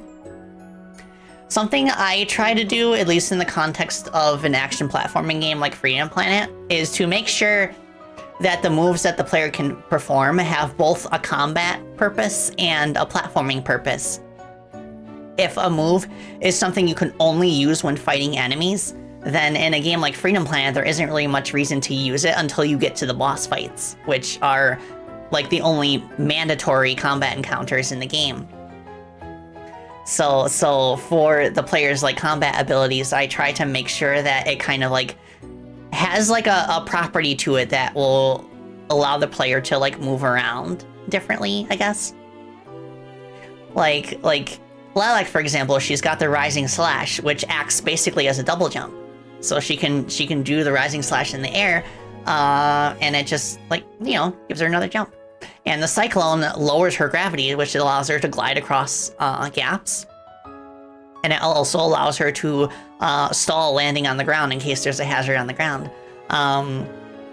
In Carol's jump disc, one of my favorite examples that I've worked on, where she throws the disc out, it damages enemies, but then she can warp herself to the disc. So a very strong combat tool, and also a very strong movement option for her as well. And then for Nira, it was a little bit trickier, but like her like upward special, the Tundra thing, that lets her float up a little bit, so it's almost like a triple jump of sorts. And she also has her forward stab, which gives her a good burst of speed. So in terms of a character that is built around doing lots of damage, something that might benefit them is if their attacks also give the character the ability to home in on enemies or teleport to their position. Kind of like a homing attack, I guess, but mostly in terms of like the attack starts by allowing the character to like dash in the direction of their next target to kind of close the distance. And I think that would make the character like a really good rushdown style character that would maybe not be able to use projectiles or attack from a distance, but they would make up for it by being able to like close in on enemies extremely quickly. And they can use, and they would be able to use those like homing abilities outside the context of combat as well. Like maybe if there's no enemies nearby, it just allows them, using the attack allows them to just like dash forward a little bit. So it would act as a bit of an air dash of sorts. Stuff like that. Yeah, that's at least in the context of making an action platformer, which like is a composite genre. It combines platforming and action.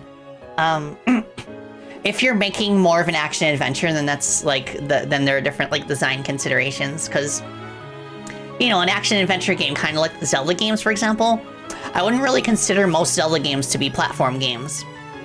Like there's like the adventure side, which is more about exploring spaces. And then of course the action side. In a lot of Zelda games, they actually cleanly split themselves between exploring sections and combat sections, to the extent that when enemies are nearby, the music changes. And when you Z target an enemy, you get like a different moveset for your sword.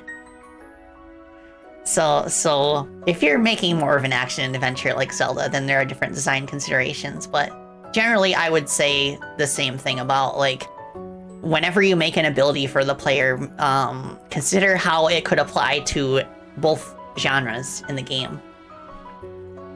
Like Link's sword, for example. A lot of times he can use it both to attack enemies and also hit switches. And same for if he has like a bow weapon that he can acquire.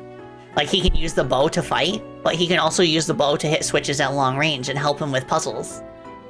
So that caters to both genres.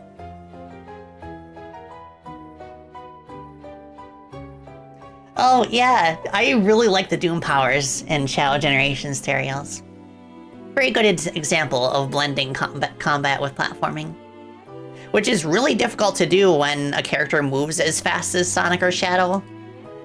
Because at that speed, like the platforming side of Sonic games tend to just overwhelm any sense of combat, because in order to engage with enemies in combat, you kind of have to stop moving fast to actually hit them. But Shadow Generations comes very close to fixing that problem with the abilities that Shadow has. For one thing, he's got the Chaos Spears, which not only allow him to stun enemies in front of him without slowing down, but like completely by coincidence, you can also keep spamming them in the air in order to glide, essentially, because the animation for throwing the Chaos Spears preserves your momentum for some reason. And it also has that one cross-slash ability that you could specifically only use against Black Arms aliens. And not only is that basically like a miniature fight sequence to defeat the alien, but also like it also like pushes Shadow way up high in the air so he can access alternate routes. So there's some really cool examples in that game of the way that they've kind of blended combat in a way that works with the high speed movement. Yeah, in some cases the combat is the platforming. Yeah, one of my friends who helped out coding with Chrono Gear, he's been pondering lately if there's any good examples of games, of platform games that have good combat. And I think it's a matter of perspective, because he's thinking about it in terms of like, in terms of depth and like speed, like a speedrunning mindset almost. I feel like a lot of Metroidvanias strike a good balance between good platforming and good combat, for example. But for a speedrunner, I guess like one genre or the other would kind of be the dominant one for expression in terms of like routing. So it's something that's something to consider too. But whenever you make a composite genre, I would definitely recommend making them as seamless as possible, because it'll make it feel more unique that way.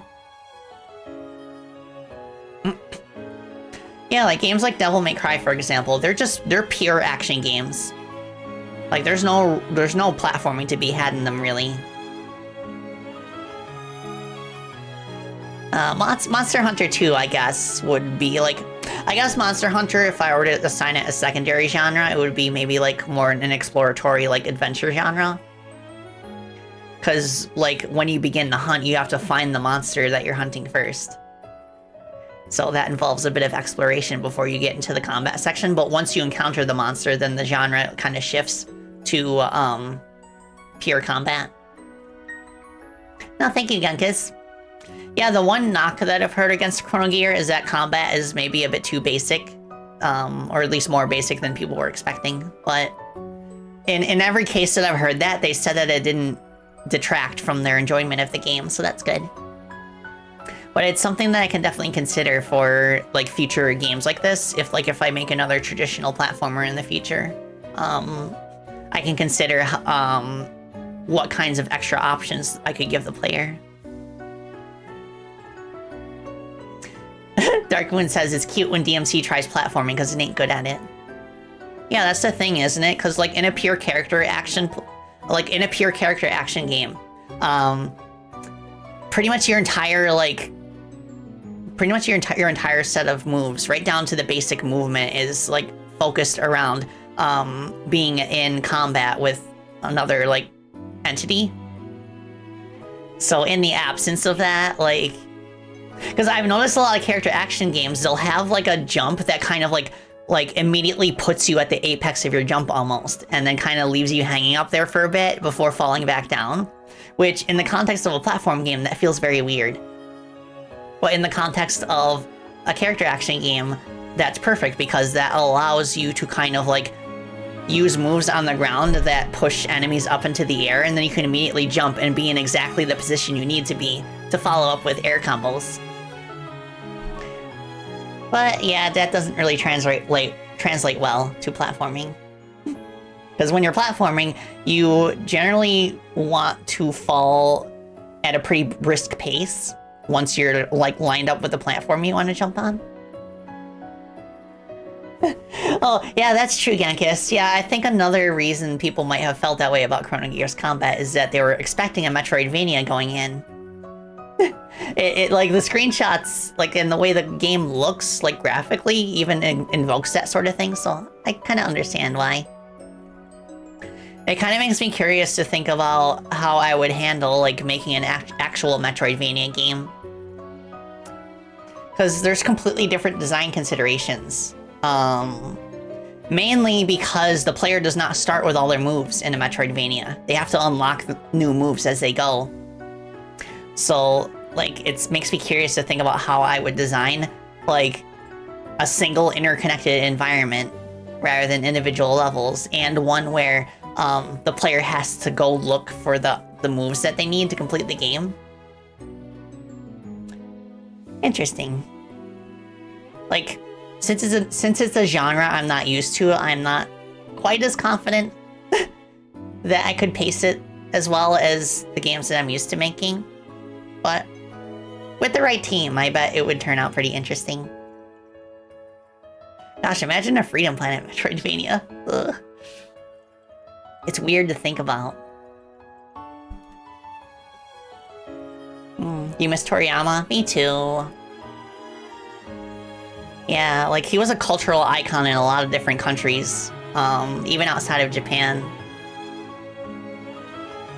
But his style at least lives on. Does Shadow Generations count as a Metroidvania since map progression is determined by Shadow unlocking his Doom powers? I don't think so. The reason for that is because you always unlock the Doom powers in a set order. And, like, I mean, you have some freedom of choice in when you can tackle the side missions in each world. But it's really not that much. There's no way to unlock Doom powers out of order. You just kind of get them at a set point, and then the game expects you to use them from that point onwards. I think for it to be more of a true Metroidvania, it would need some reason to go back to previous levels to use abilities there that you didn't have before. Yeah. Are there any Metroidvanias with momentum-based movement? I'm pretty sure there are. I can't think of any similar to Sonic off the top of my head. Like, I know that the creator of Spark made that one Sonic fan game that kind of experimented with it. I think it was called Sonic Chrono Adventure. And that was before he worked on the Spark the Electric Jester series. Yeah, Metroidvania, the definition, like what people consider a Metroidvania has kind of gotten like a bit muddy in recent years. But I think it helps to think of it by its other name, search action. So like search action has been used as a term, as a copyright-free term to describe Metroidvanias. So like, if you're thinking about whether something counts as a Metroidvania, like, maybe, like, we could ask ourselves, like, do you actively search for things? Like, is there a sense of discovery? Yeah, Pseudo Regalia I would consider a Metroidvania, very much. It is a 3D Metroidvania platform game, with a little bit of combat thrown in. You think even the Metroid creator calls it search action? Yeah, it does make sense. Metroidvania is just kind of like a combination of two like game series that are known for that type of gameplay. Yeah, it does seem like that, doesn't it, Tuniflow? Like, it feels like this is very much like the age of Metroidvanias right now. I feel like there's been like a specific genre that has defined certain years of gaming. And of course, in the years following Breath of the Wild's release, there was, I feel like, an oversaturation of like sandboxy open world adventure, like action adventure games. But I think nowadays, like with Silksong and Nine Souls and all that, like this is definitely like the age of the Metroidvania. I think maybe sometime either like later this year or in 2027, we'll start to see like the next genre rise up. If I had to guess, I think maybe the success of Expedition 33 will lead to a resurgence in turn-based action games. You know, like turn-based JRPG style games. And I'm also seeing a lot of projects from like indie developers recently showing off like 3D platform games. I feel like there are a lot of really good tools now for making 3D platformers, so I wouldn't be surprised if the next big genre that gets a lot of entries is like 3D platformer action adventure games. Oh yeah, Souls-likes could make a resurgence too. There actually good. There have actually been quite a lot of Souls-likes in the past like 5 or so years.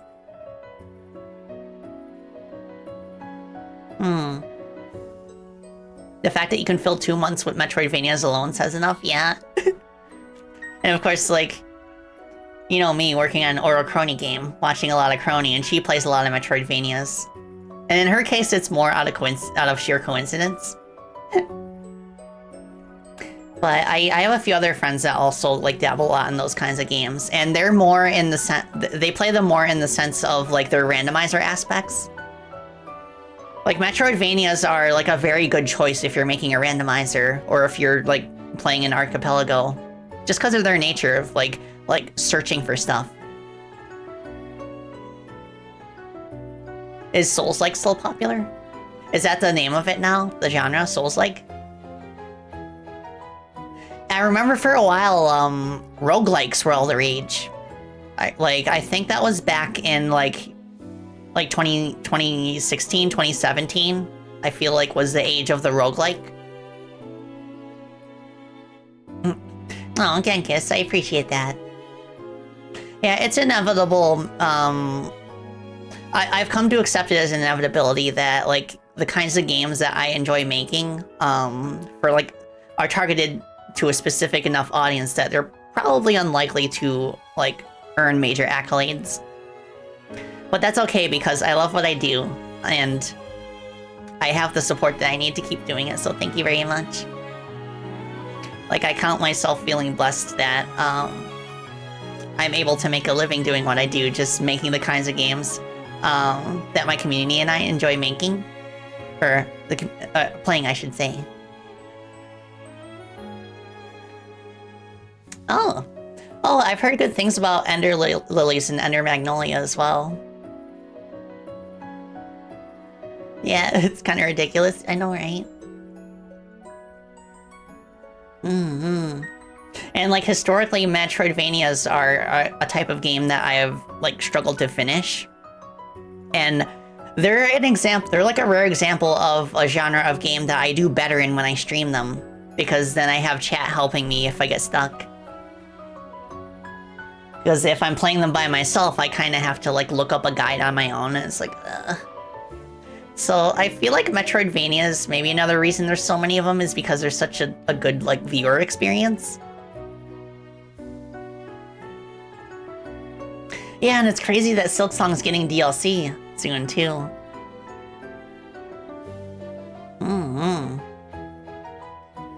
Okay, so let me see if there's somebody that we can raid into.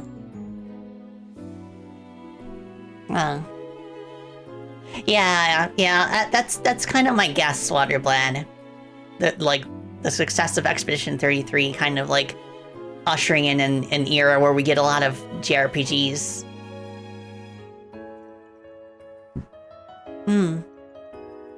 Oh, it does have Mario RPG style action commands? Nice.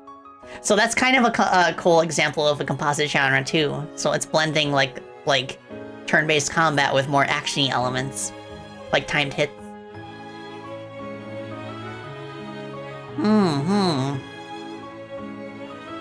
Speaking of which, I got an ad in my email just now about an action-adventure Metroidvania. You know, it's kind of a press inquiry, like, hey, here's a key for this game we are promoting. Would you like to play it on stream? I've been getting quite a bit of those lately. I'm a little concerned because a lot of them are coming from the same company. And I'm a little flabbergasted that they can make so many games in such a short amount of time. Or should I say, like, publish so many games in such a short amount of time? It makes me wonder if they're even, like, actual games. Or if they're just fishing for passwords. 10% launch discount.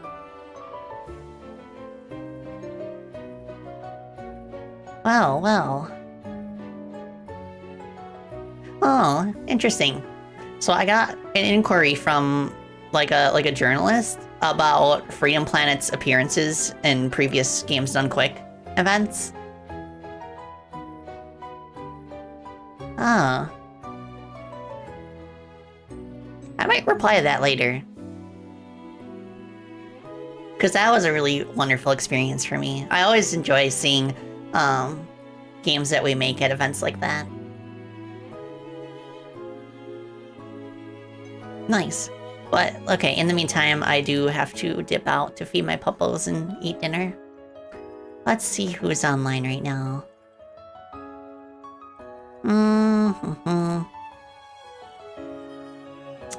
Alright. Well, Pumpkin Potion is playing Mega Man 6. So why don't we raid into somebody who is playing a Mega Man game? Let me just double check and make sure she's not, like, wrapping up right now. Okay, she's still playing. Alright. Yeah, if you haven't heard of her before, she has a really cool design. She's like a vintage cartoon VTuber. And she's got all the special effects for it, too.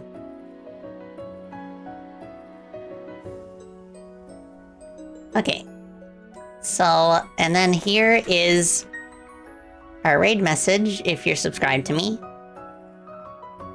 Or you can just say bat raid. But without further ado, I should bid you all adieu. Thank you all so much for hanging out with me today.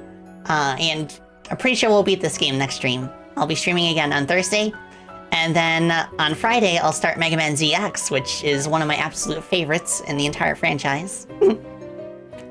Oh, it's so good. I especially like the graphics in it. It's just like so colorful and everything, but you'll see.